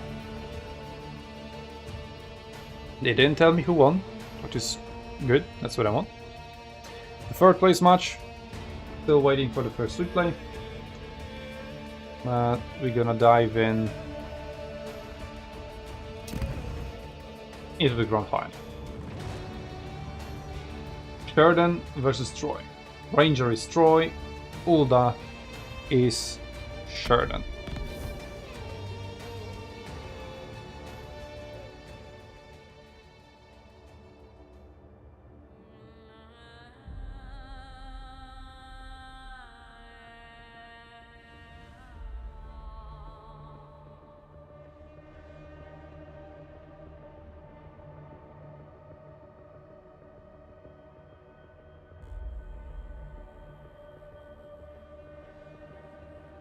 Alright, so we've got Paris with 5 units of archers. Wow, great camera work. But I haven't done that. The game did it on its own. Though it's Paris with a spear, not with a bow. I'm disappointed. Yes, I guess we're getting a clash of styles in terms of ranged combat. We're seeing range versus range though. So, anyway, it's slingers. Higher range, 70 missile damage versus archers. Lower range with 33, so almost double the missile damage. And just slightly shorter range, which they're now going to close. So unless we see a lot of kiting, the archers should quite easily win. It also depends like who will be able to focus on what. See the volleys being targeted into the chariots, because did get a little bit of damage. But it is negligible. So see flanking maneuvers from Ulda. As Ranger is holding in, is engaging phalanx hold formation in front of his archers. So just, yeah, Ranger is exchanging volleys between each other, although archers seem to be focusing on the Nurage axemen and the other approaching Asuban warriors who just threw themselves in between the gap straight into the archers. Very Your well general played. is under attack. And this unit just failed to react. So need to remember about the flanking chariots over here. And there's more over here together with some more Asuvan warriors. That speed is quite deadly.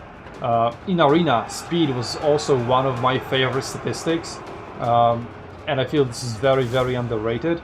But speed allows you to go for such maneuvers, just completely outmaneuvering the opponent, forcing his archers to pull back, to get attacked in melee. And now that they're pulled back, they're entirely exposed to those archers, chariots coming in and sucking the majority of them. So that charge wasn't that impressive, but that's quite a lot of value in these archers. That is being just evaporated by a single charge. These chariots haven't found as much success plunging themselves into the missile parry, spear wall formation, which gives missile parry, and charge reflect, so that's more like it. And those chariots just got obliterated. Though 86 kills, still quite decent before going down. But these have the exact same number, but are still very much alive and kicking. Routed a unit of renowned archers, routed a unit of Asuan warriors, and 2 units of those actually, and are now plowing through the backlines and disrupting the archer formation even further, while slingers, completely uninterrupted, continue to shoot. But just look at how meaningless their damage is. They are shooting and shooting, used almost all of their ammunition, over than half. Still haven't managed to deal any significant damage. We also see Javelin in melee with some ammunition left, so that's interesting. But either way, it is advantage to Shredden, piloted by Ulda, which is somewhat what I like to see, because the more proactive player who went for the flanking maneuvers and attacked is winning. So, props for that. The defensive formation was just correctly broken through, taken apart, and just overall well played. But that being said, the battle's not over yet. It's still 3 minutes left, as we can see on the counter, and it can still turn around. There's quite a lot of value here in this untouched slingers, who are now being attacked by some Easter Spearmen. So this win meter might be deceiving, and it is shifting ever so slightly in favor of Ranger. His archer is still alive. I wouldn't say kicking. Well, definitely dealing more damage than the slingers. And as the threats are running out, that win meter is actually shifting back and forth, but it's roughly equal at the moment. And those slingers are really failing to contribute anything meaningful. 34 kills on this one unit, and that's the most any of them have.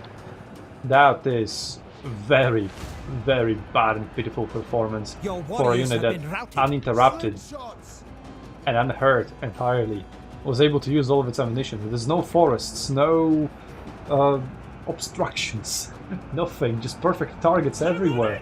Lots of blobs and everything. Look at this, for example. Shoot in the back of this, or in the back of this blob that is forming around your general to try and save it.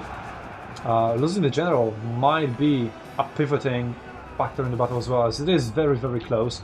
Both armies are on the verge of just running out of soldiers, so if the general dies, that could turn the battle around. Your warriors are rallying. I thought for a second there's gonna be a death notification, but there we go. The Asuvan warriors, speed 50, they will be able to run it down, run the general down. The enemy general has There we go, perished. the last one to die. Slingers are out of ammunition, and that's pretty much the only thing left alive for Ulda. So the only 2 meaningful units that he has are those golden spearmen. Oh, 3 units of golden spearmen actually. Paris is trying to rally some of his warriors. Archers still have some ammunition. They could just be rushed even by slingers. So the slingers can contribute more than they ever contributed by shooting, by just running at the archers, preventing them from shooting. Sort of like T-34s versus One of your Panthers and units has Tigers in the Battle depleted of their Kursk. ammunition. That's the best comparison I can give you. So this battle is still anybody to win. Paris is just not contributing by being so far away from the battlefield, allowing his quite valuable units to be run down by slingers of all things. And those slingers can again contribute, because if there's a wavering, not wavering, a routed unit that is being actively chased, it won't go back, it won't rally, and there we go. That is a victory for Sheridan, for Ulda in the end. But wow, that is a battle worthy of a grand final. Really, really nice back and forth. So can I please just get 4 more of these? And maybe the same quality in the third place match as well?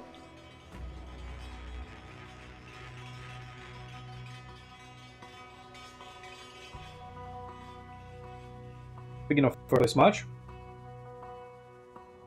get a replay. Yes, we do. So hopefully now they'll be coming in alternate sequence, whatever. So we get a constant stream of battles.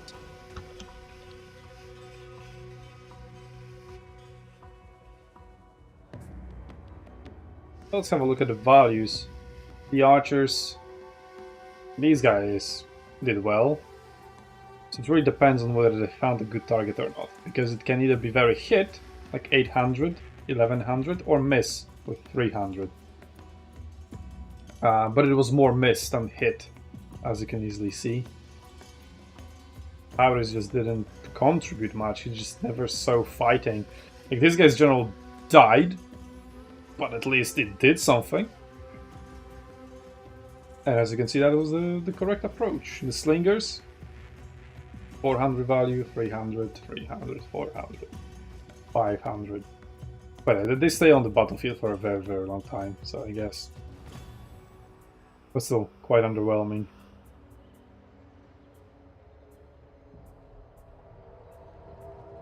Whereas the melee units, you know, it can also be deceiving, like, oh, they don't have much higher values. But let's remember, like, ranged units, all they do is deal damage. Whereas the melee units, they tank damage as well. Which gives you a lot of value. They also control the terrain. They control the space, allow for other units to maneuver, all of that stuff. They flank, so they deal morale damage. And all of that is very important. In Arena, we've had like a point system to reflect that. When tanking was reflected, missile block was was accounted for as well. The flanking, the morale damage, the capture of objectives, all of that was rewarded and accounted for.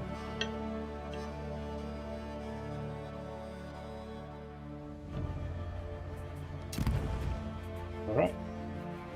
Let's go into the replay.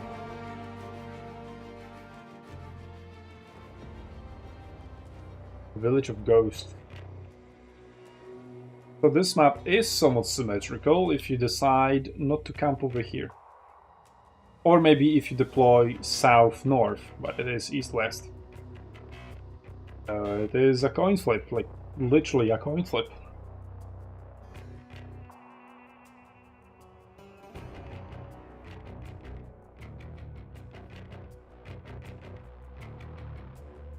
Alright, looking at army compositions. On the side of... what is it?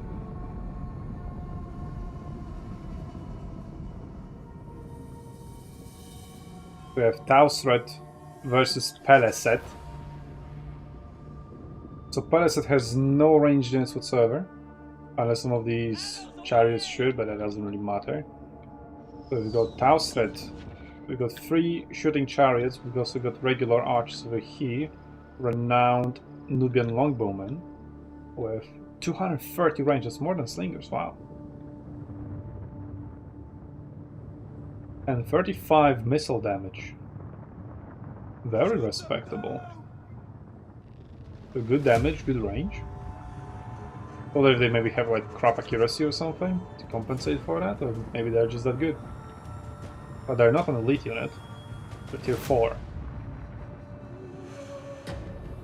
We'll see, that's a pretty long battle as well. And it looks like he is going to camp over here.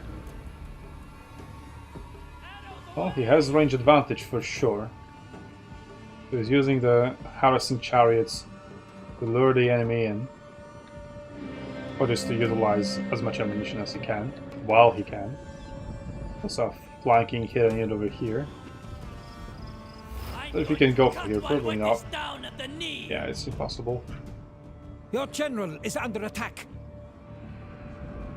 Your general is attacking, not being under attack. There's a big difference. But are those instant spearmen?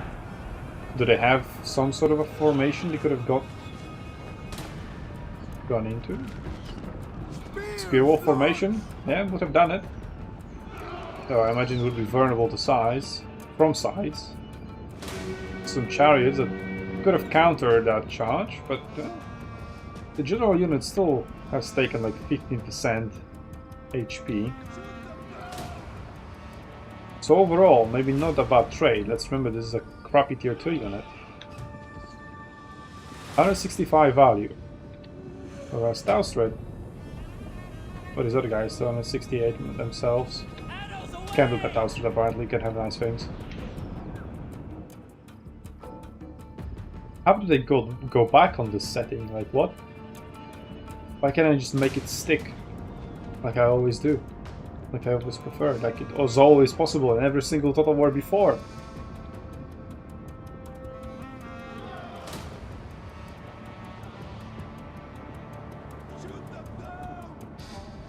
I really see no reason why they would remove this. We don't like people using it, like, sure, whatever, but like, it doesn't cost you anything. It was there, and you just took it away from people who liked it, like me. Thanks. Alright. More harassment. So these China's have 85 range, and these guys have 180, 207, 196. So vastly outrange these guys.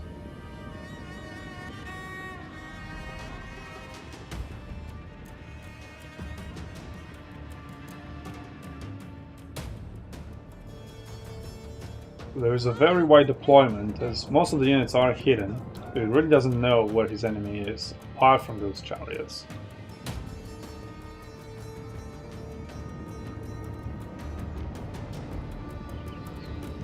Very nice view.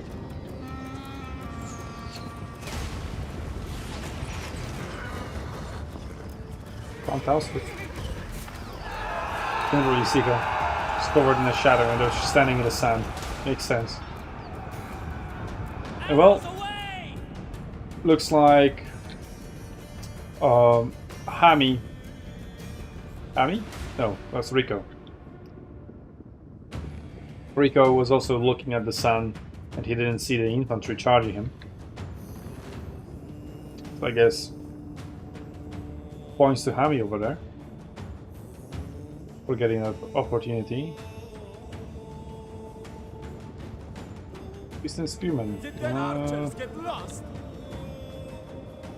Yeah, they get missile parry and charged a reflect.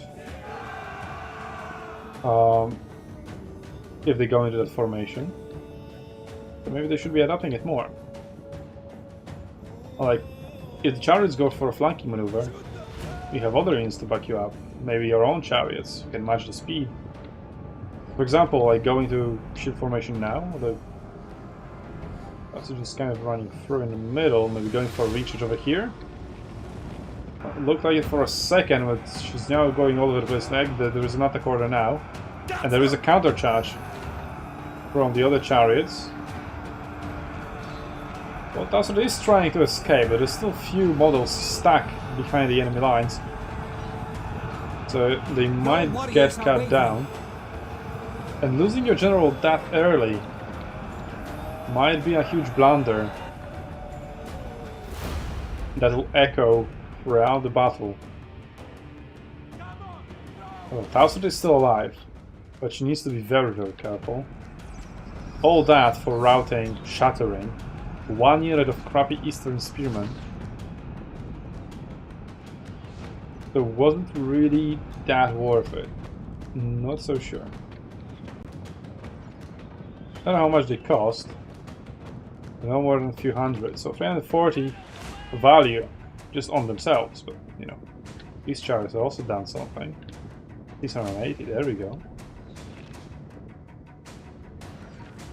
Might be an overall positive trade for Rico here. No, not Rico. For Ham. Rico is the one on Tausret, flanking with chariots. But if he keeps fighting units to pick apart like so... There we go, that was an easy route, with almost no damage taken back or in return. That was a good maneuver. Really caught Hami aware there.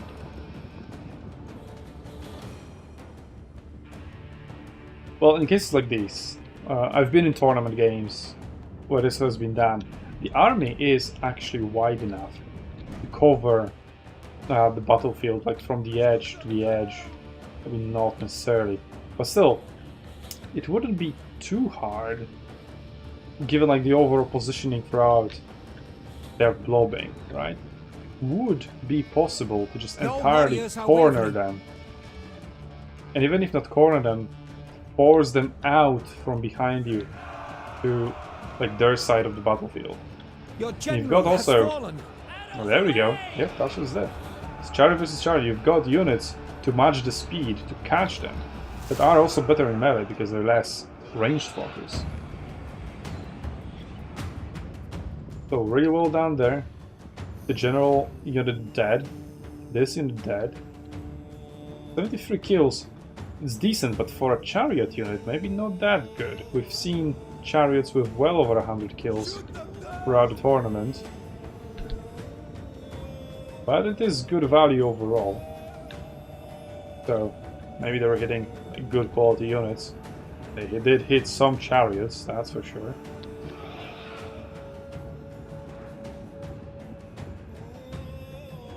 Your warriors have been routed. Both players making good plays, both players making mistakes. Really all back and forth here. But the chariot threat is pretty much dealt with. So Hami should escort this unit out of the battlefield. Ensure it doesn't come back. And if it does, it gets immediately charged in the back. The gods have abandoned us. Well, their speed is far superior, so they should be able to easily catch them. I wonder if the speed is superior because they're charging currently. Because if that speed was that superior, we should have just caught them. It was 3 units of chariots versus 3. They're too strong. And these units, these chariots, should be better in melee. So maybe that should have been done from the very, very beginning. And given that he was behind his lines, come together with infantry, ensure that these chariots are absolutely fucked at the very beginning of the battlefield, of the battle, and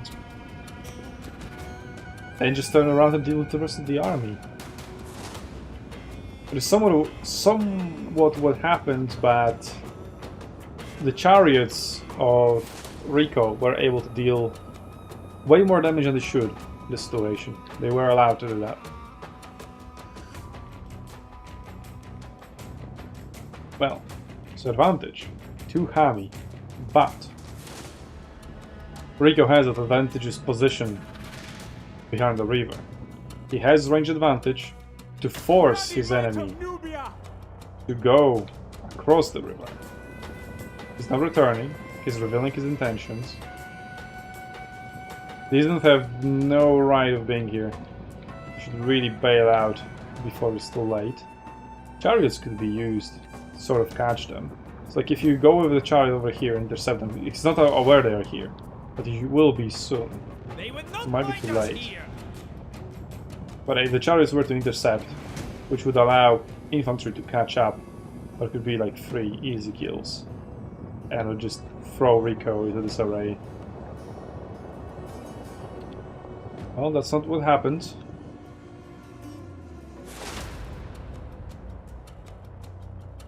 And I guess Hami, since he's unaware of these archers' existence, or is he aware? Because did they see each other's armies while loading in?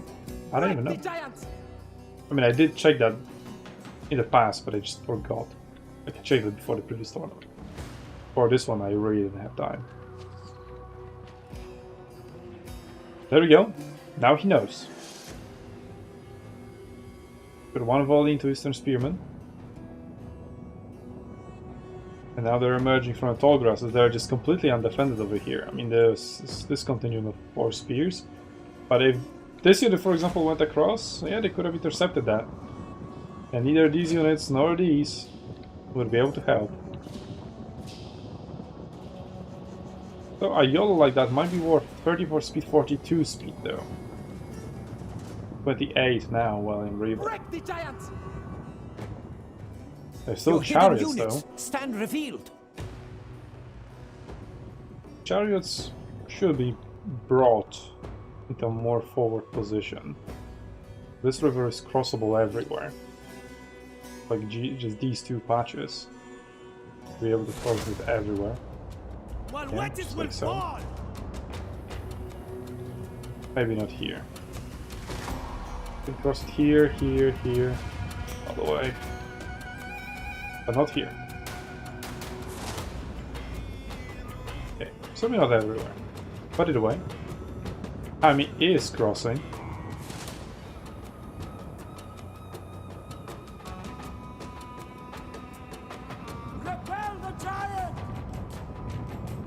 And Rico, well, he is now emerging from behind, so he now has to commit. His archers are sort of lobbed out and somewhat in the open, although there's this impossible farmland. Is it possible? Might be possible. Fighting some flat arcs, but it's a very questionable blow over here. The chariots, though, they have all been transitioned over here, and they're not just in a threatening position. This is a big blunder. This is an uncoordinated attack. Half of the army is fighting the entire army, while the other half is doing nothing. I mean, it's crossing the river, but it's not fighting. So these 2 units have just been killed, lost for nothing. 3 soon to be. And there's a chariot. Can they run away? Through here? I think they can. They go over here and here. So they might still be saved.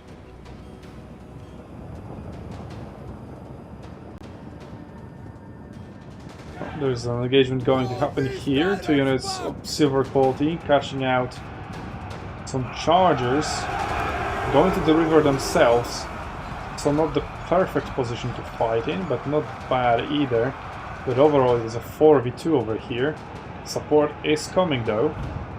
This half of the army should closely follow. A sandwich should be achievable. And the archers are caught in the middle of this. They barely fired any volleys, shot any volleys. That unit shouldn't survive for very long. So yeah, when you are the collapsing player, the player that is surrounding the enemy, the most important thing is to coordinate your attack, because otherwise you're fighting with pieces of your armies against the entire enemy army at all times. What you want is your entire army versus the enemy's entire army. And there we go. A gap has been created, or just was there all the time. The chariots have gone straight through it into the 3 units of archers, who once again barely used any of their ammunition. There's another unit of chariots going to almost charge through their own units. Instead against it, gonna get some shot in the backs as a price for it. There's 3 units of chariots into you. You just charge through or go around. Either way, those archers are very, very exposed. You're gonna get charged with some infantry and Suan warriors.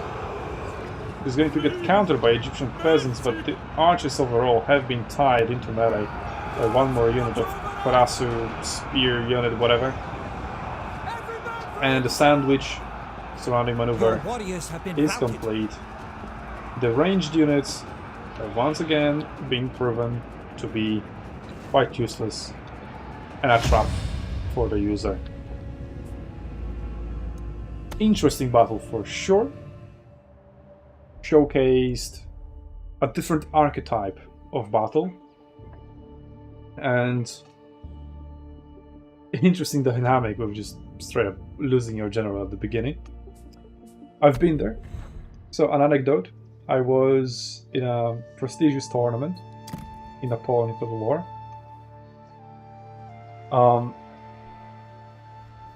And in Napoleon, the maps are well designed. So you want to rush the enemy as quickly as possible to get to the middle of the map, which is like the most advantageous position to be in first. So what I did at the beginning of every battle, I would Control A, click on the enemy unit just to send all the army charging, and then I would tell them, okay, you go here, you go here, you go here. And I deployed my entire army like that, except the general, which I forgot about. And then I hear my friend laughing because we were playing 2v2. He was like, what the fuck are you doing? I was like, oh. And I see my general just dying. And we were just both laughing. We still won. By the way, but I was like, you know, I needed to give him a handicap. I needed to give him a fighting chance. I just yelled my general at the very beginning of the battle. Yeah. So that is a cool anecdote. We do have an X3 play, but I haven't downloaded it yet. So there we go. That is Grand Final Battle 2. Well, this battle was quite long, it was over 15 minutes. We actually have third place Battle 2 as well, so I managed to play yet another one in the meantime. So we've got 2 replays to watch, so we're all nicely set.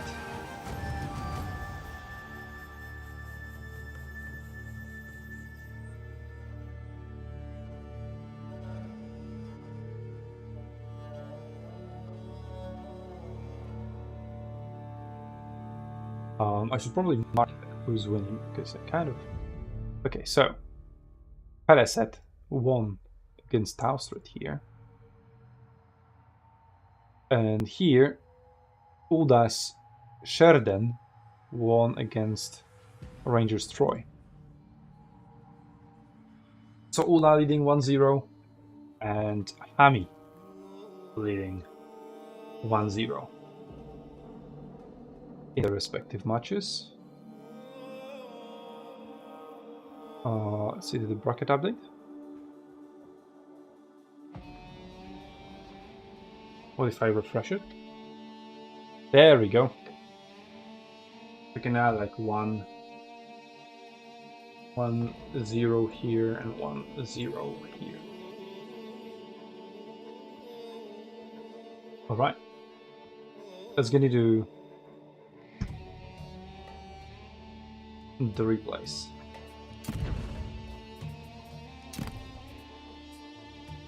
So, Ulda as Tarun Hutasa and Ranger as Babylon.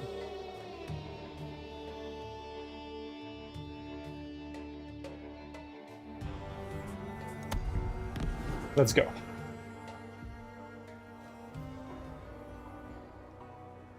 The Ranger with 4 units of archers, 2 units of elite cavalry. I've seen that cavalry be very, very good. I don't know if this particular unit, but Golden Cavalry has performed really well in one of the past battles. We are at Athens, Saliel, with Athens over here in the background.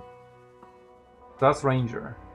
Ranger of 2 cavalry, 4 archers, and then just a spam of regular infantry. Whereas from Ulda, it is once again Slinger spam. And he is on somewhat of an advantageous position. Great map choice, Mistru, by the way. Wow. Oh, I mean, have you seen the Pharaoh maps? There's like very few decent ones. So Yeah. Anyway, look, Athens. That's cool, right? That's gotta be worth something. Anyway, archers, 160 range, so quite short. The slingers, 110, 120. And they're firing. And these guys are just standing there and taking it. They have stance hold. But I don't have like the studio formation or something to advance while having increased missile block chance. There you go. Archers will answer, but it's pretty clear that slingers, due to their numbers advantage, should win the range duels. So, for all that, no, not all that. This is Babylon, right? Yeah. Babylon, the ranger, should just rush in. But he isn't. Oh, there's a unit of slingers already dealt with. Another unit of slingers already dealt with. So he's doing a good job of focusing particular units. The slingers... Yeah, the slingers are just... Oh, they're on autofire. They don't have direct orders. So there's 2 units of archers fighting on this one, 2 units of archers shooting on this one. It's a really nice focus fire, whereas the slingers just shooting whatever. Unless I just don't see their attack orders, but I think I should. And there's cavalry charging through its own unit, killing half. Why is this a thing? This is so wrong. Like, this was in Arena. People were saying it's bullshit, and so it was like, okay, let's fix it. And they fixed it. Why have you brought it back? Why? Oh my god, this is so bad. Please, yeah, why are you regressing? Warriors are wavering. Anyway, good chariot charge here on the flank to break a unit, and now that frees up 2 infantry units. Could one move to block the spears, another one to start flanking, as this golden unit is somewhat losing to the silver unit. And maybe there was some range fire or other charges involved in skewing that matchup in the silver unit's favor. Probably a cavalry charge from these guys, as they are very, very powerful. The chariots are broken and shattered over here. The general is now committed, Kurunta, and cavalry charges straight at him, immediately removing 25% of his HP. There's a unit of spearmen going in here to try to plug the gap. Really no flanking opportunity here because of the cliffs, of the difficult terrain. Archers are just being used to remove slingers, and slingers are just being... I don't know what the slingers are doing. They're doing everything and nothing at the same time, shooting at random targets. Cavalry, maybe. But either way, I mean, we don't see the gold value. It's difficult to get it, right? What we need to do... this. There we go. Yeah, they're in a realm. So the archers could, for example, focus on the general, which is being focused by the cavalry. And yeah, this is such an abusive bullshit tactic that could do this. Just charge for your own units, cause massive damage to the enemy, and then just get to pull out for free because this is your own unit holding the enemy back, so it can't retaliate. And just rinse and repeat. So yeah, this is mega bullshit, but it is working. But as you can see, Babylon heavily winning, and mostly through the cavalry charges. Archers out of ammunition. The archers have done pretty well in terms of getting kills. And those cavalry charges absolutely 180 kills, and it was all like against golden units, 2,000 value. Yeah, I think this is the highest we've seen the entire tournament with all these guys. Victory is within your grasp. Probably same it. Couldn't even see. Yeah, this UI, man, what the fuck? Oh, why are we going backwards? Why are we going backwards? I thought CA Sofia has their hearts in the right place, but not with everything, apparently. Not with the UI design. Not gonna blame them for the cavalry charging through, because that's in every Total War except Florina. And except for Napoleon. And probably Empire. And I think they brought it back for Shogun. Not sure, I don't remember exactly, that was so long ago. But I vividly remember Napoleon. I learned it the hard way. I was like, wait a second, why did my unit get killed? It wasn't close. But yeah, let's have a look. 2000 value, 1100 value, 0 value. Didn't even need to use it. Yeah, a very, very convincing victory. Slingers. I mean, you're bringing 7 of them. I'm gonna scrutinize them to see if it's worth it. It clearly wasn't. But the chariots also performed poorly. They have been caught and countered the infantry. At least these axemen did pretty well, the spearmen not really. I mean, they haven't seen fighting because they're also full HP. As the army collapsed before they could use it. And the archers, actually pretty decent across the board. Archers did well. They must have found good targets. But still, the cavalry was absolutely key to the victory here. Let's see if that continues. By the way, it's 1-1 in the series now.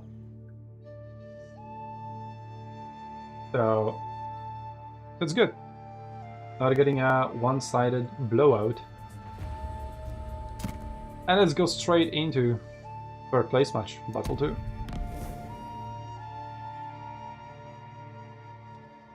And it's once again Athens. But it's Troy that's selling out.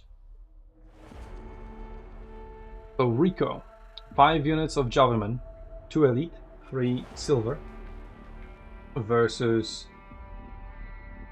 Fuck me sideways. Versus Hami. Can you just have the same name on Discord and in the game, please? That would be helpful.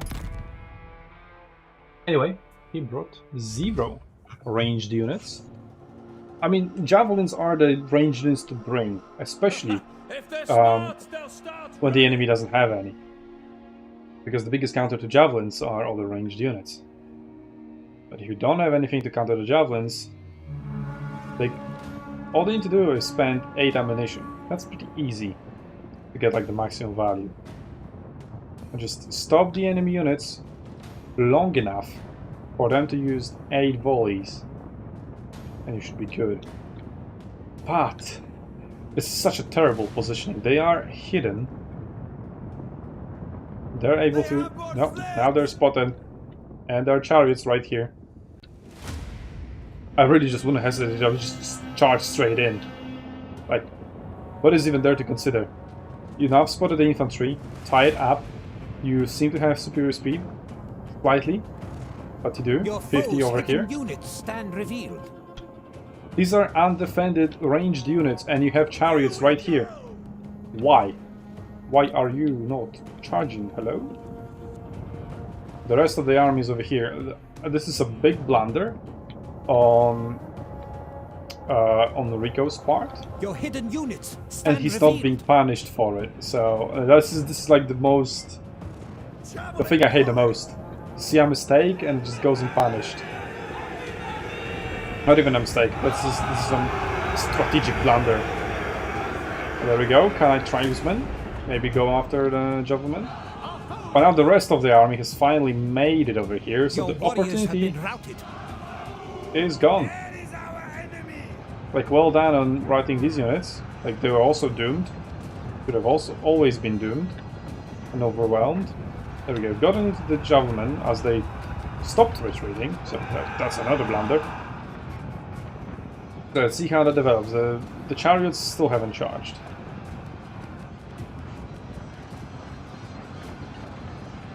But the Javelin fired one volley. Through one volley. They got engaged in melee. Lost 15 soldiers. That's like 20% of their damage potential gone. And there we go. Are we finally going to see Chariot charge into the Javelin? I mean, good job on just shooting that one volley and killing some of them. But now they get charged. They are losing half HP now, and it continues to melt. The Chariots have now switched over to the infantry block. Really well played over there. These Chariots are finally circling around, looking to continue to pressure the backline. Chariots continue to switch between targets, doing very well over here. 100 kills already. Now they're wavering and are getting surrounded. Should be able to be cut down. But have done their job. There's the main unit, the main attack force of Seti, of Bay. It looks like that. From Hami. Hami does have an advantage in terms of the wind meter. Stand revealed. I mean, you don't even have to look at the wind meter to just see that he is quite clearly winning. All the Javelin now blobbed up, disrupting each other's firing arcs, whatever.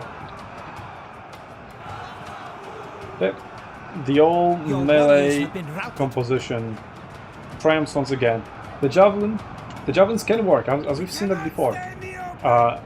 So I think this is the third time we see melee rush versus mostly melee plus some Javelins. And mostly melee plus some Javelins won twice. So it was 2-0. But now is the first loss for some Javelins. And it's very easy to see why. That army formation of splitting up and leaving these two elite units of Javelin completely undefended. I mean, not completely undefended, there were like 2 units to defend them. Take care, you are losing ground. So we've seen before, like, it was, I think Ranger, right? Ranger had those Javelin, so he turtled up and he had everything in one place. That was the correct way to do it when you are outnumbered in the melee department. Don't split up when you are at a disadvantage like that.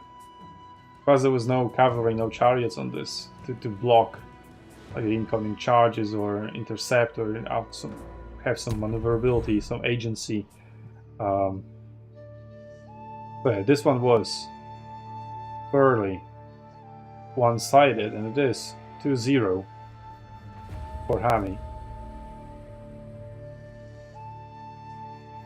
Troy produces an L against Bay. Okay, do we have an exit of replays?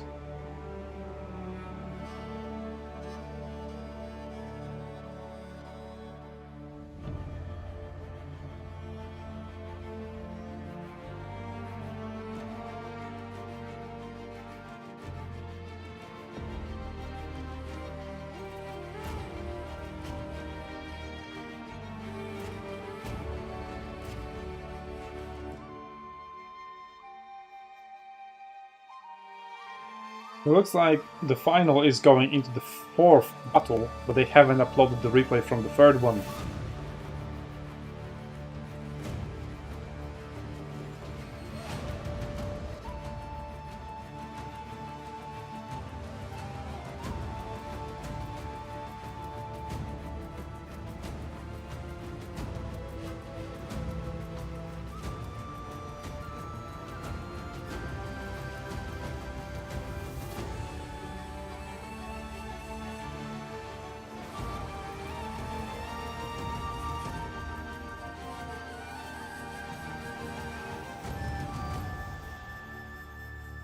Well, in the meantime, I'm going to download the 3rd battle, not the 3rd place match.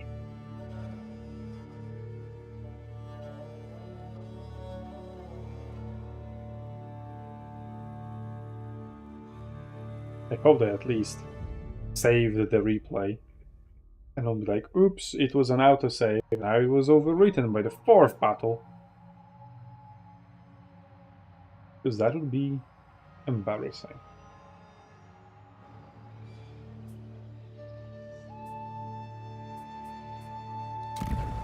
But well, let's go into the replay that I do have. Which is once again Rico versus Hami. And Hami, once again, 20 units. Rico going a different approach, fully melee this time. And also quite elite. Trains of chariots, including one on the general, 2 elite spears, and then just mostly axemen. 2-handed axemen at that. Where it is Hami, who is actually bringing... Oh, there we go, they deployed on opposite sides. The Mycenaeans have come all this way just to die! Crossing here and a crossing here. Oh, that is definitely beneficial to Hami, as he does have the range advantage, or he just has range. Has 4 units of slingers and 3 units of medium tier archers, Babylonian archers. They march to their Quite own famous demise. for civilization. So, Rico wants to go across the river as quickly as possible, because he definitely doesn't want to make the crossing while under fire, which he will.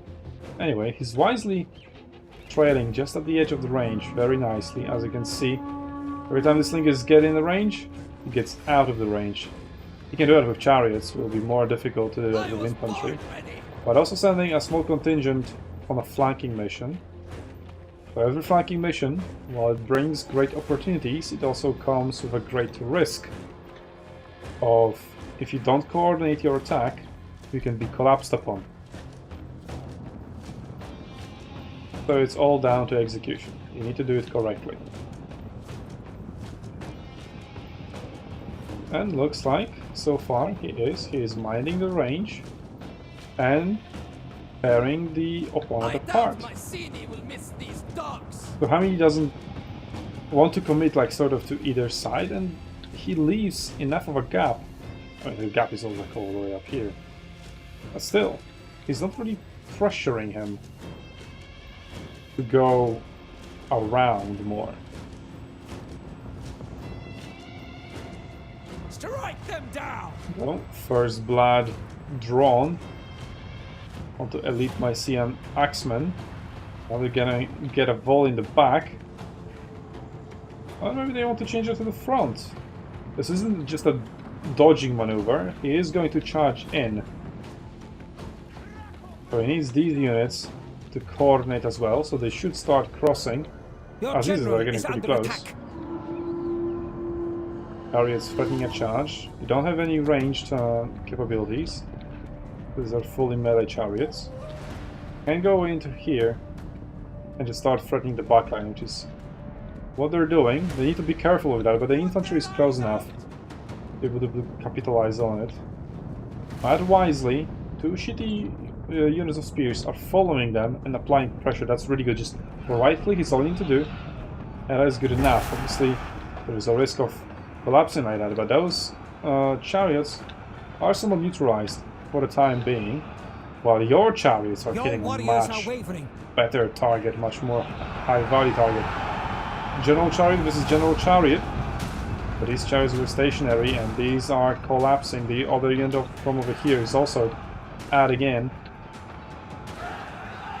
So this chariot contingent is very much in trouble, and these spearmen have done their job. They held them back for just long enough for the rest of the army to react and collapse. So really, really well played there by Hami.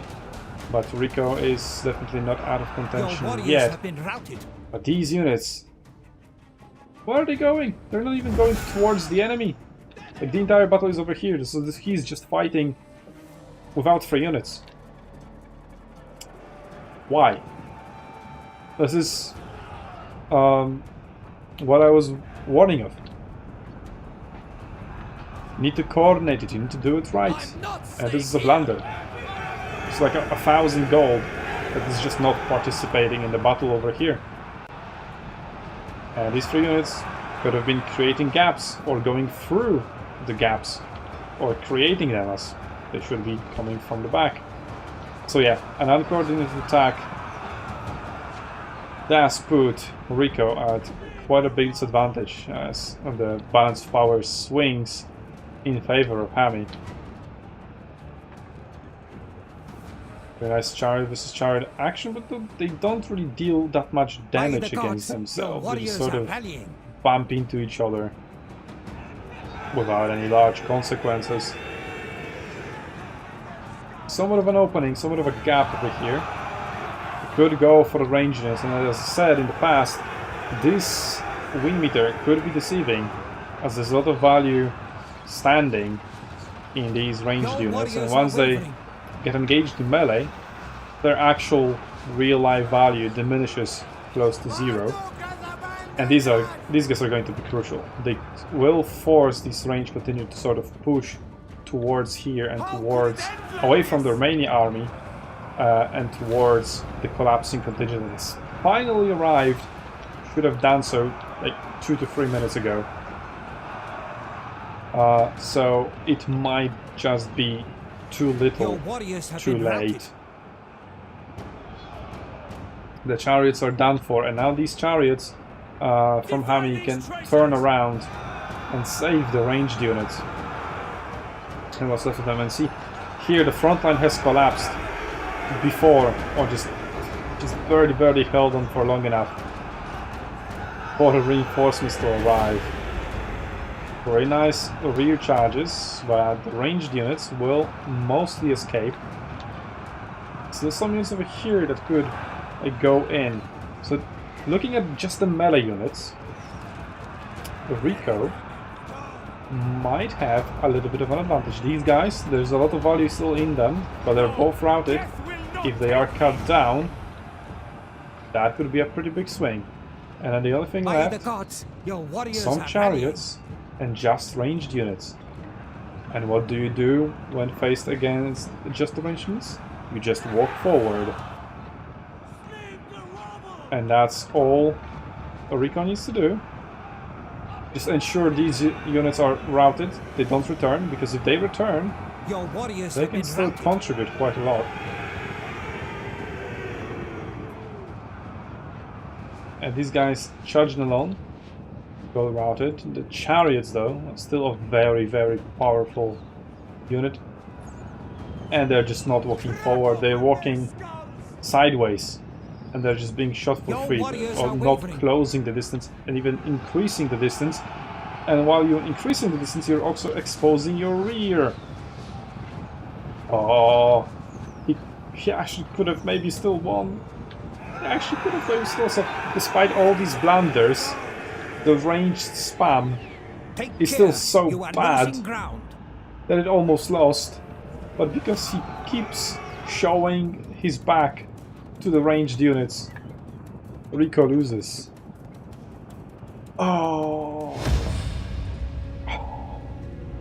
We were this close from greatness.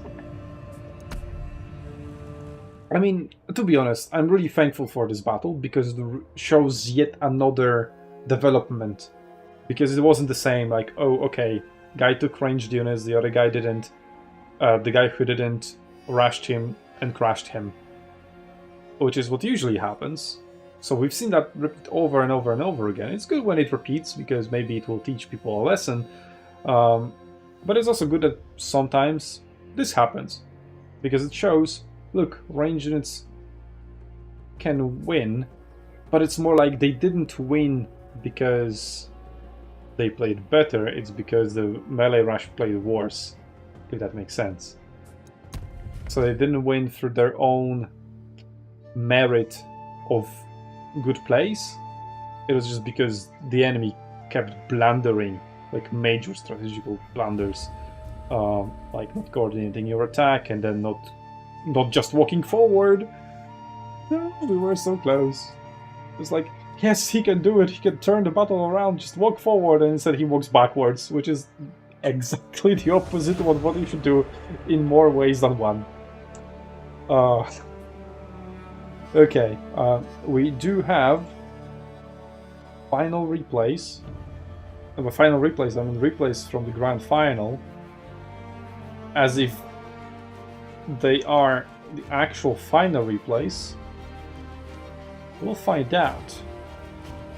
But it looks like they're saying good luck, have fun, so they seem to be going to the 5th battle. So my wish from the beginning is being fulfilled. Unless they're going like, oh, we're gonna say good luck, have fun to make Mr. think we're going to the 5th battle, but we're not, so he still doesn't know who won. Which I appreciate either way. So, now with 3rd place match done and concluded, congratulations to Hami and to Rico and everybody else as well who participated in the tournament. Really well played so far. Let's watch the finals of our 2 best players. We've got Ranger on Peleset. See, I'm learning those emblems now.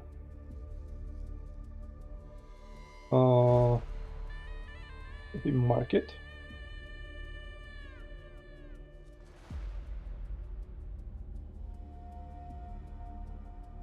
Give me mice on me, thank you. And all that on Mycene. Loose slingshots.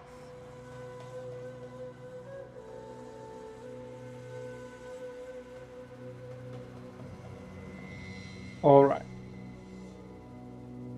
So wide deployment from... All hands on deck. This is so unreadable, like what the hell. I need to zoom in that much to be able to tell that this is Peleset.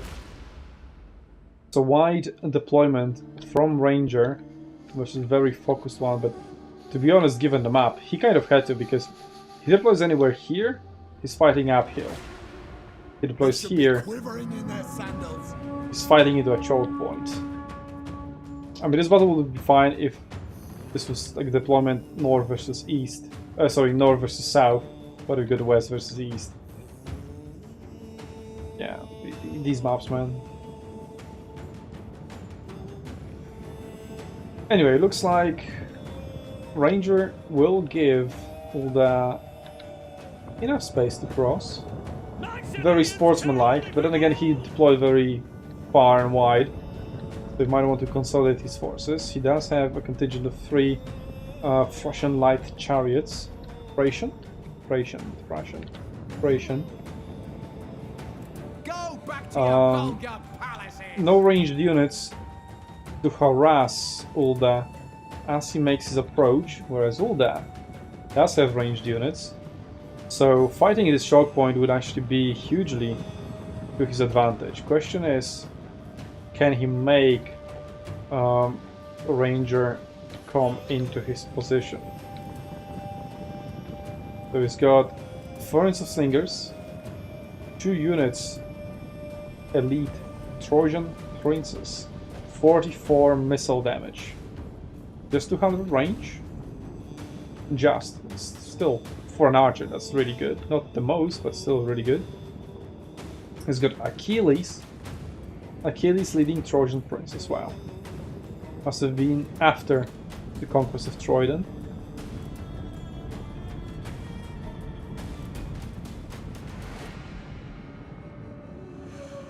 Fools, they're not running. And he has also a unit of chariots, 2 units of chariots, silver ones as well, Anatolian chariots to his name. So quite weak in the infantry department. He has 2 golden units, 3 golden units of infantry, one of them being the general obviously. And apart from that, not much else. So once again we see a consolidated Let's get in there. Then. ranged focused army versus a fully melee army that is going to flanking positions. But over here, if you flank from here, it's an uphill battle. Over here it's not that uphill, but still a little bit.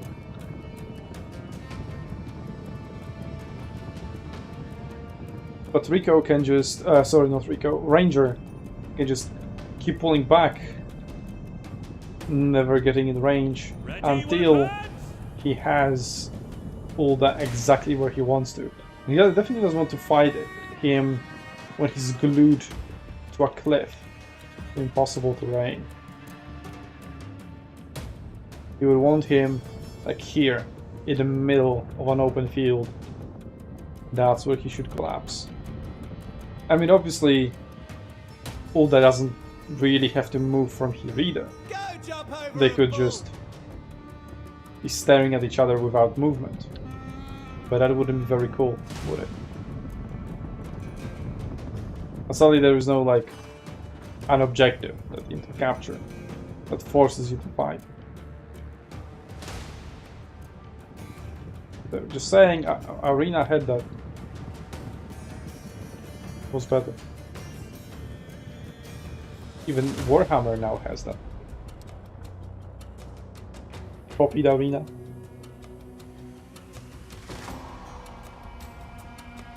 Slingshots.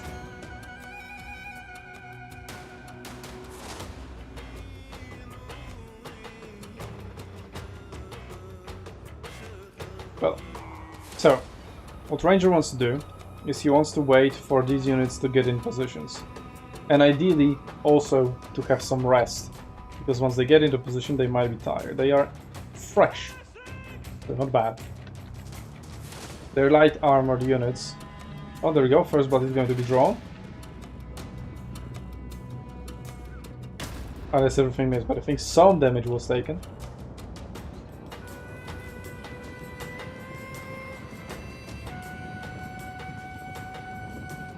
So Ulda has a pretty good defensible position. So this position is pretty much as good as it gets. He also has a cliff over here that slightly protects him. And there we go. Ranger is making his attack. Now he needs to coordinate well. These guys are not moving. They should definitely be moving. This distance between these two forces is much larger than this distance. So when you're collapsing on an army like that, you want to make contact across the entire front line at the same time. Whereas this unit just charged in. Oh, these units are marching. Wow, that is a blunder and a half. Yes, because this allows, like, these units, these ranged units aren't pressured at all. They can just shoot. They can shoot these, whatever they is approaching, but if you make contact everywhere, if they shoot, they cause friendly fire. And they're being pressured from everywhere, so they might need to be forced to reposition. There might be a gap open. Everything can happen. Whereas here, they're not being pressured, they can just safely fire and keep ramping up the damage. There's a chariot charge, partially stopped by these axemen, and now counter-charged from the Anatolian chariots. We'll see how that develops. The slingers have suffered some damage, but this is really worth it. The axemen also suffering some damage. But now that these chariots have been stopped and are stuck, they're being cut down. But the same fate already met the other Anatolian chariots. And the range units are being somewhat collapsed upon. As I said, there is barely any infantry present in the Mycenae roster. And gaps will open. 3 versus 2, so 2 1v1s, and the third unit just goes through. Your warriors are wavering. Very predictable, especially when you use the spiral formation, which is very tight. And you didn't cover the entire width of the gap. Chariots will also plow through, but they're being followed by Anatolian chariots. Somewhat. They're targeting a different unit, they're targeting the spearmen. And that charge hasn't gone through that well. And the Trojan princes haven't done much. Used more than half of their ammunition. Haven't gotten that many kills. But due to the uncoordinated nature of this attack, this army, so this contingent attacked first, and it lost, which opens a path for the ranged units to retreat to, and for the army to reform. It's still pretty close, but Palisade, which is led by Ranger, is winning. So the attacking side, let's go that way. Is slowly winning. Your warriors are wavering. So we're seeing a similar development to the previous battle, where the ranged army had a very good position, but this time around the attacking player didn't make as many blunders, attacked pretty well. We're being routed. So despite the favorable position of the defending army, and the defending army playing pretty well, I haven't like spotted any major blunders other than just the blunder of picking so many ranged units. But like once on the battlefield, there aren't many mistakes. It was played pretty well. And despite all that, still quite a convincing victory for the melee rush army. The ranged units aren't cutting it. So that is a victory for Palisade, loss for Mycenae, which brings us to 2-1 for Ranger. That is obviously a best of 5. We're going to the 4th battle.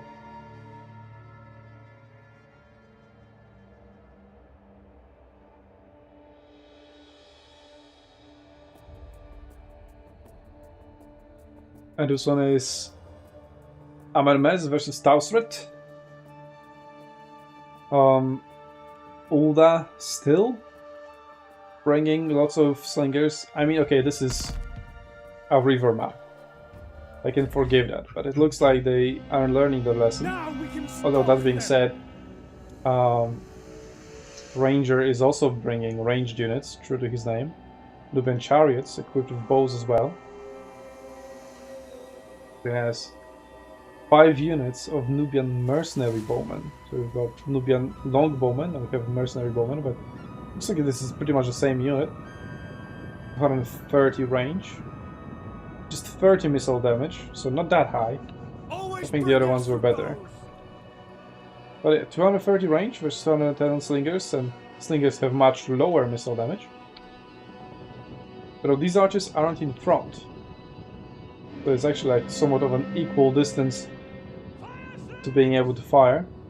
But the slingers will start firing on the melee infantry, whereas the archers will be able to focus on the slingers. There's more slingers, so we'll see if the slingers aren't even approaching, they aren't shortening the distance.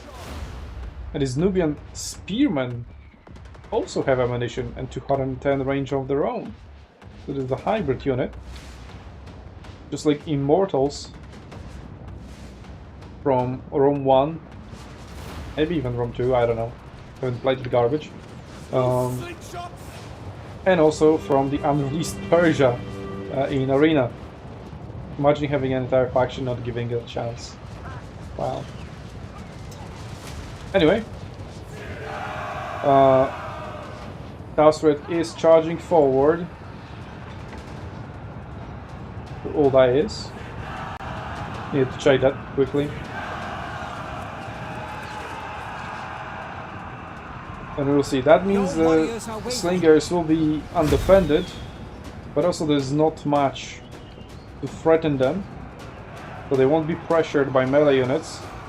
And look at these Royal Koppish Guards just very quickly plowing through the Islander Young Spears. Now that opens a gap that needs to be flagged by another crap unit, but the chariots are coming through, intercepting again Fame Seekers and going through a gap here directly into the Nubians. They will be countered by another unit of chariots, and the general is also in there providing that heavy infantry support that should be able to cut down the chariots, and that's exactly what is happening.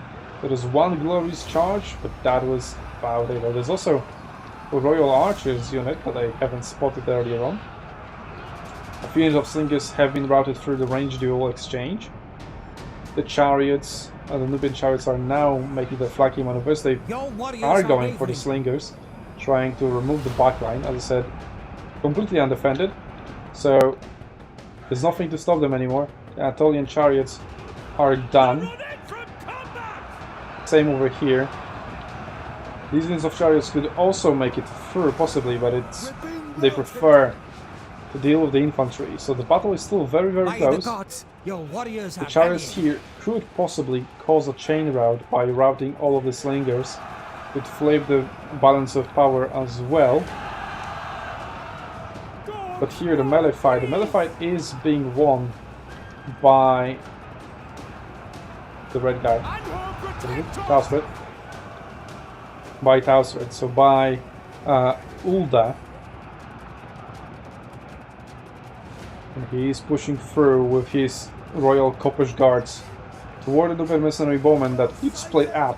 Like one would keep running away, but the other would get to shoot them in the back. So this is a micromanagement blunder. Seems like they're splitting up now, somewhat. But other Royal Koppish Guards are pushing forward as well, meeting Memnon in an open field, and General, just the generic General. Yeah, just given a battle. Wow. I mean, it was still fairly equal, so like, I'm not convinced by that. But it is victory for Ulda on Tausret, so I guess Ranger just really wanted to go into that 5th battle, which from the draft I can see is going to be Seti versus Hati.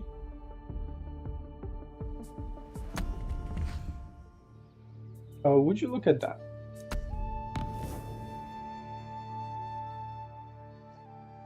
Let's go. That is definitely the final battle of this tournament. Well, this is like the lower bracket. I'll get 2 weeks to complete. But this is the upper bracket. The most exciting matches. And we are getting a clash of styles once again. Full melee for Ulda this time around. He's been bringing slinger and archer spams all tournament long to finally be convinced that hey, maybe ranged units suck in this game, as they do in most of the wars. God damn it, CA, please balance them correctly for once. Versus some Javelin from the side of Ranger.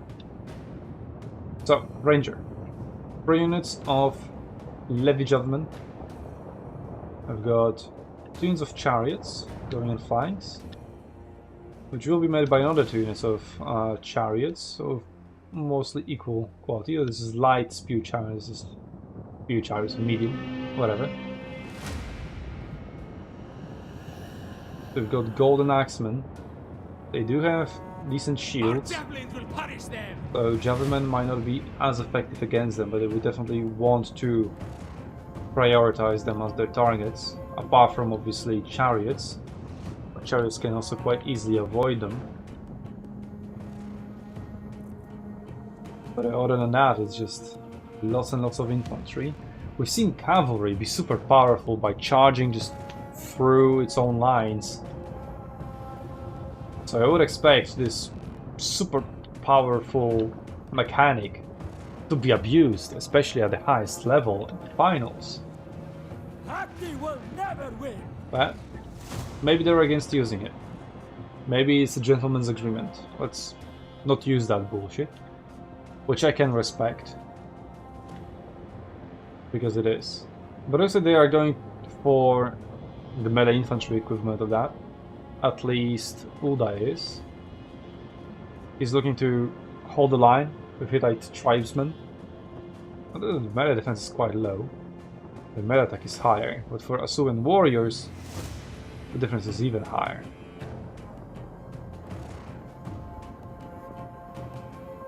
Club and shield infantry, they somewhat have more defense. So in general, again, Fame Seekers and Seafaring Clubmen seem to have better stats than the combination of Hittite tribesmen and Asuan warriors. I've got a development over here. Hidden units stand revealed. These guys are not hidden. He's getting dangerously close. 45 speed. Just 45 speed. Is it really worth trying to shoot a equally crappy unit? Well, they should be able to run away. Maybe they wanted to lure them in. Both chariot units are present over here on this flank for a ranger. And one of them is going to charge straight through. Very nice charge, uninterrupted by anything. And now infantry to cover the retreat. Really nicely played. Chariots versus chariots on this flank.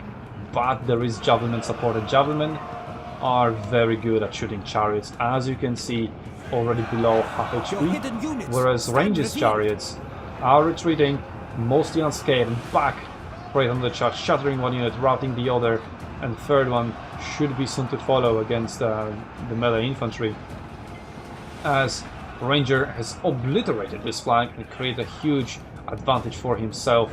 Let's see if Ulda can strike back where the main army is. He needs to act fast before this advantage that Ranger has created for himself can transition and translate into advantage in the main fight. Now this charge was pretty bad, didn't do much damage, but has taken a lot of damage in return. There's a chariot from from Ulda looking for a gap, which is gonna charge straight through where his general is, trying to support him. Doing really well. Both units losing like half HP. Extremely powerful charge. The Javelin men are on top of that and quickly targeting those chariots, losing 25% HP already. There's another chariot charge in here, shattering 2 more units, shattering and routing another one. Your warriors have been routed. So that advantage really quickly is snowballing in favor of Ranger. Really well played there. Javelin men are being used pretty well, cutting down key targets. If it's not chariots, they are targeting the general. I think the attack order is actually on the Hittite tribesmen. But yeah, you can see their HP actually just melt very quickly. The general is very much in trouble. There's not much to help him. A huge force is being held here, like a 2-3. But there are golden units in there being held back. These Javelin still have some ammunition and they're firing into a double veteran Hattusan Axeman blob. So it is one of the best targets they could possibly hope for.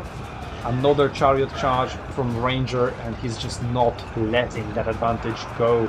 He's taken an advantage at the very beginning of the battle and is just now snowballing it by wrapping up the flank, as we used to say in the Battle War community back in the day. That expression probably still exists today. Chariots lining up for a recharge into the Hattusan Axeman. Just slight micromanagement, but Ranger has probably secured the victory over here, as the battle is not over just quite yet, but I really can see all that pulling through. Speaking of pull through, we're gonna talk about that as well after the battle, I guess, as there is an anecdote related to that, and one of the elite axemen are being routed. They held on for the longest, but they just didn't manage to have enough of an impact. They entered the battle too late. It was almost a foregone conclusion after the flanking engagement. Just apply all the chariots in there to ensure the advantage is going to go to you. It's really a classic. That's a tactic I've been using ever since I started playing multiplayer all these years ago, and it is still effective. So, congratulations to Ranger for an amazing, well, as well obviously to Ulda for an amazing 5-game final series. Really well played, really cool battles, really showed that they're both top level players. And some Javelin won once again. So some Javelin, plus mostly melee, reigns supreme. A lot of chariots, not that much cavalry. I think cavalry might just be better. Maybe chariots are slightly more cost effective. Maybe that's why they're going for more chariots. But yeah, let's talk about pull-through. Pull-through has also been controversial, both in this tournament, in some battle in group stage, and also in the previous tournament, I think. And I've seen also some discussion about pull-through on like other Discord, on Pharaoh Discord or somewhere else. So yeah, I was talking about like charging through your own units. Arena fixed that. If you charge through your own units, your arena just stops. It's like, okay, well, we're not gonna charge our own guys, right? And the charge just stops, doesn't do anything. Which is not ideal, because when you charge the enemy from the back, when your other unit is anviling it, like sure, the most of the impact is absorbed by the enemy unit, but some of the impact should also go into your own unit. But I can see there, like from the gameplay experience, maybe in that case you don't want to like friendly fire your own guys with the charge. But in Napoleon, there just was friendly fire on charges. How I found out about it was that I had a unit of infantry at a point blank range, maybe shooting, maybe just approaching the enemy, because I don't imagine it would be that close if I just wanted to shoot it, but whatever. Don't remember what the exact situation was. And I ordered my cavalry to charge in there. Maybe I wanted to synchronize the charges somewhat. I don't remember. But anyway, what happened is that once cavalry is at a certain distance from the enemy, it locks in the charge animation. Once it locks in the charge animation, it charges. And whatever it runs into, it deals damage to it. And in that case, it ran into my own unit first. Had it started the charge animation after it passed my unit, it would all be fine. It would be fine. But it wasn't. So I ended up charging my own units, and that's how I learned of that mechanic. And I was always keeping that in mind in the future. Although in Napoleon, you don't get many of those situations, as you mostly keep each other at shooting range. But it does occur. Plus you can charge your own cavalry. Speaking of that, that tactic of like overwhelming the flank with superior cavalry force is also quite a classic. But I did a reverse of that tactic, let's say. I used like a lot of psychology, and like I think it was one of the final battles of the tournament, like one of the most important ones anyway. So what I did, we had like the exact same armies, grassy flatlands, so like neutral map. So it was all down to skill and execution. So in Napoleon, usually the person who charges first has this sort of an advantage, because like all the melee fighting that disrupts your formation is happening on your side. Just as we've seen here. Like the guy attacks, and his slingers that are in the backline are just uninterrupted and you keep firing, while the other guy's archers, whose army got attacked, they need to like make evasive maneuvers and whatnot, and they get charged and whatever.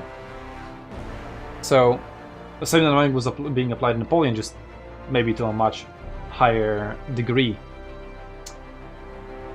But anyway, what we would do is usually just have a clash of 6 cavalry versus 6 cavalry on a flank. But that's where I added some psychology into it, of like mental capacity. So what I did, instead of pushing all 6 units of cavalry into one flank, I pushed 5, while I left 1 cavalry unit on the other flank. And I knew that if I just charged in 5 units of cavalry on that flank first, that would occupy my opponent, and he will not even realize that I'm charging him on the other flank. And he didn't. So, while that flank was somewhat equal, because he focused his entire attention on the flank, by the time he realized what was happening, he lost his other flank entirely, because he was just that preoccupied with micromanaging that one flank. So that is one of the coolest stories I have from Napoleon. And luckily in Napoleon, all replays are backwards compatible, so I could still go into my very first replay I recorded from Napoleon and still watch it as it happened on that day, on like patch 1.0. I could, if I had them, because they were on my old hard drive that failed. And that's why I was forced to buy a new PC. and I lost all my Napoleon replays. The only replays I have saved are those that I've sent through an email and was therefore able to get them back. So yeah, I don't have many Napoleon replays. But yeah, some of the most glorious battles I ever had were fought in Napoleon, some of the most memorable ones. So I'm really looking forward to bringing a Napoleon tournament, if only I can get enough people. As this game really produced top tier battles, if you have top tier players to fight them. Yeah, just amazing tournaments we fought back then. But anyway, let's refocus back to Pharaoh. Let's have a look at the bracket, which I will promptly update.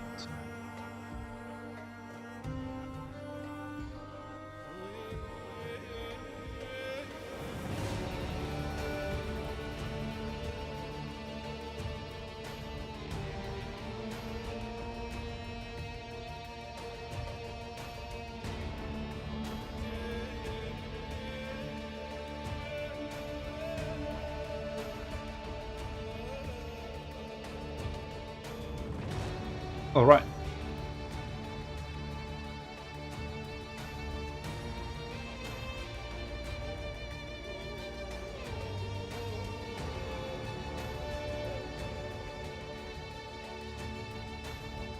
That's the bracket.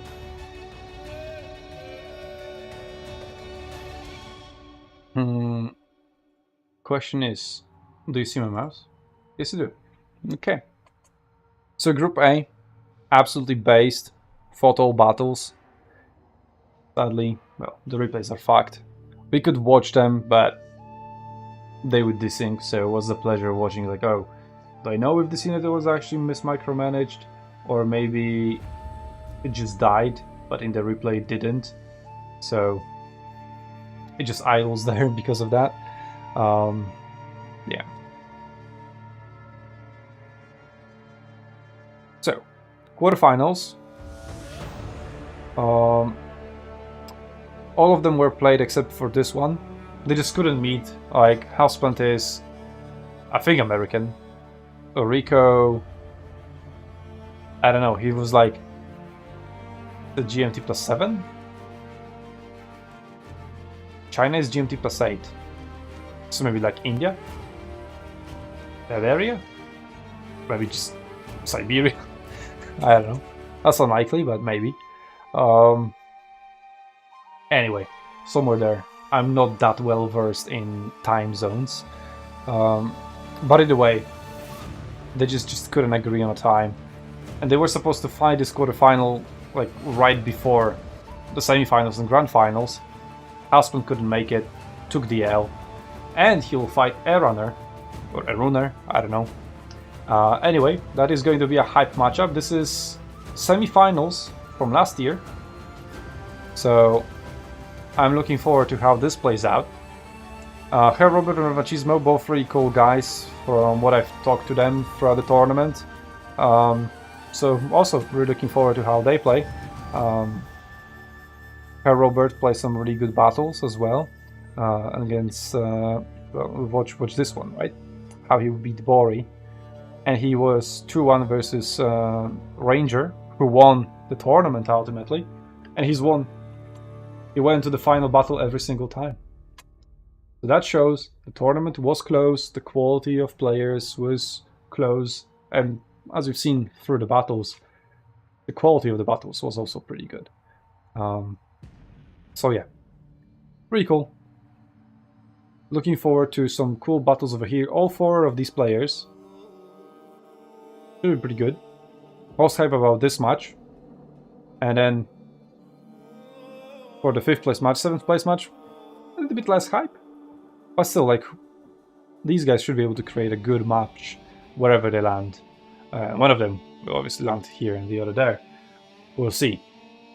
But either way, there's still some Pharaoh action to come. Really sorry about the group stage and that I didn't get to record it. It's really... I mean, the only fault that I find in myself is just I didn't have free time. But again, I do have a job. I do have some other things, hobbies, commitments outside of Total War in my free time as well. So it's not like I can dedicate all of my free time to Total War. So, yeah. Sorry for that. But theoretically, the best battles should all be here, right? So you will be getting the best battles. Although, from what the players told me, there were some really, really good battles in here as well. And I am inclined to believe them, as I've seen what they're capable of here, as they were pretty good battles overall. So that said, I will conclude our second Pharaoh tournament. Historical tournament as well, unlike Warhammer. So, if you want more historical tournaments in Pharaoh, Troy, Thrones of Britannia, Fall of the Samurai, I ran out of saga titles, and any other Total War, let us know. Join our Discord, give yourself an appropriate role that will tell us that you're interested in that particular title. Once we get enough people, I think Shogun 2 has the most at the moment, with Rome 2 being second, but I think there's like quite a big margin between Shogun 2 and Rome 2. So Shogun 2 will probably be the first, other than Pharaoh, historical tournament that we're going to do. So I will start looking into that. So if you're hyped for Shogun 2, or hyped for any other historical tournament, again, join our Discord, maybe leave a comment, that would be very nice. And with that, thank you all for watching, and see you in the next tournament.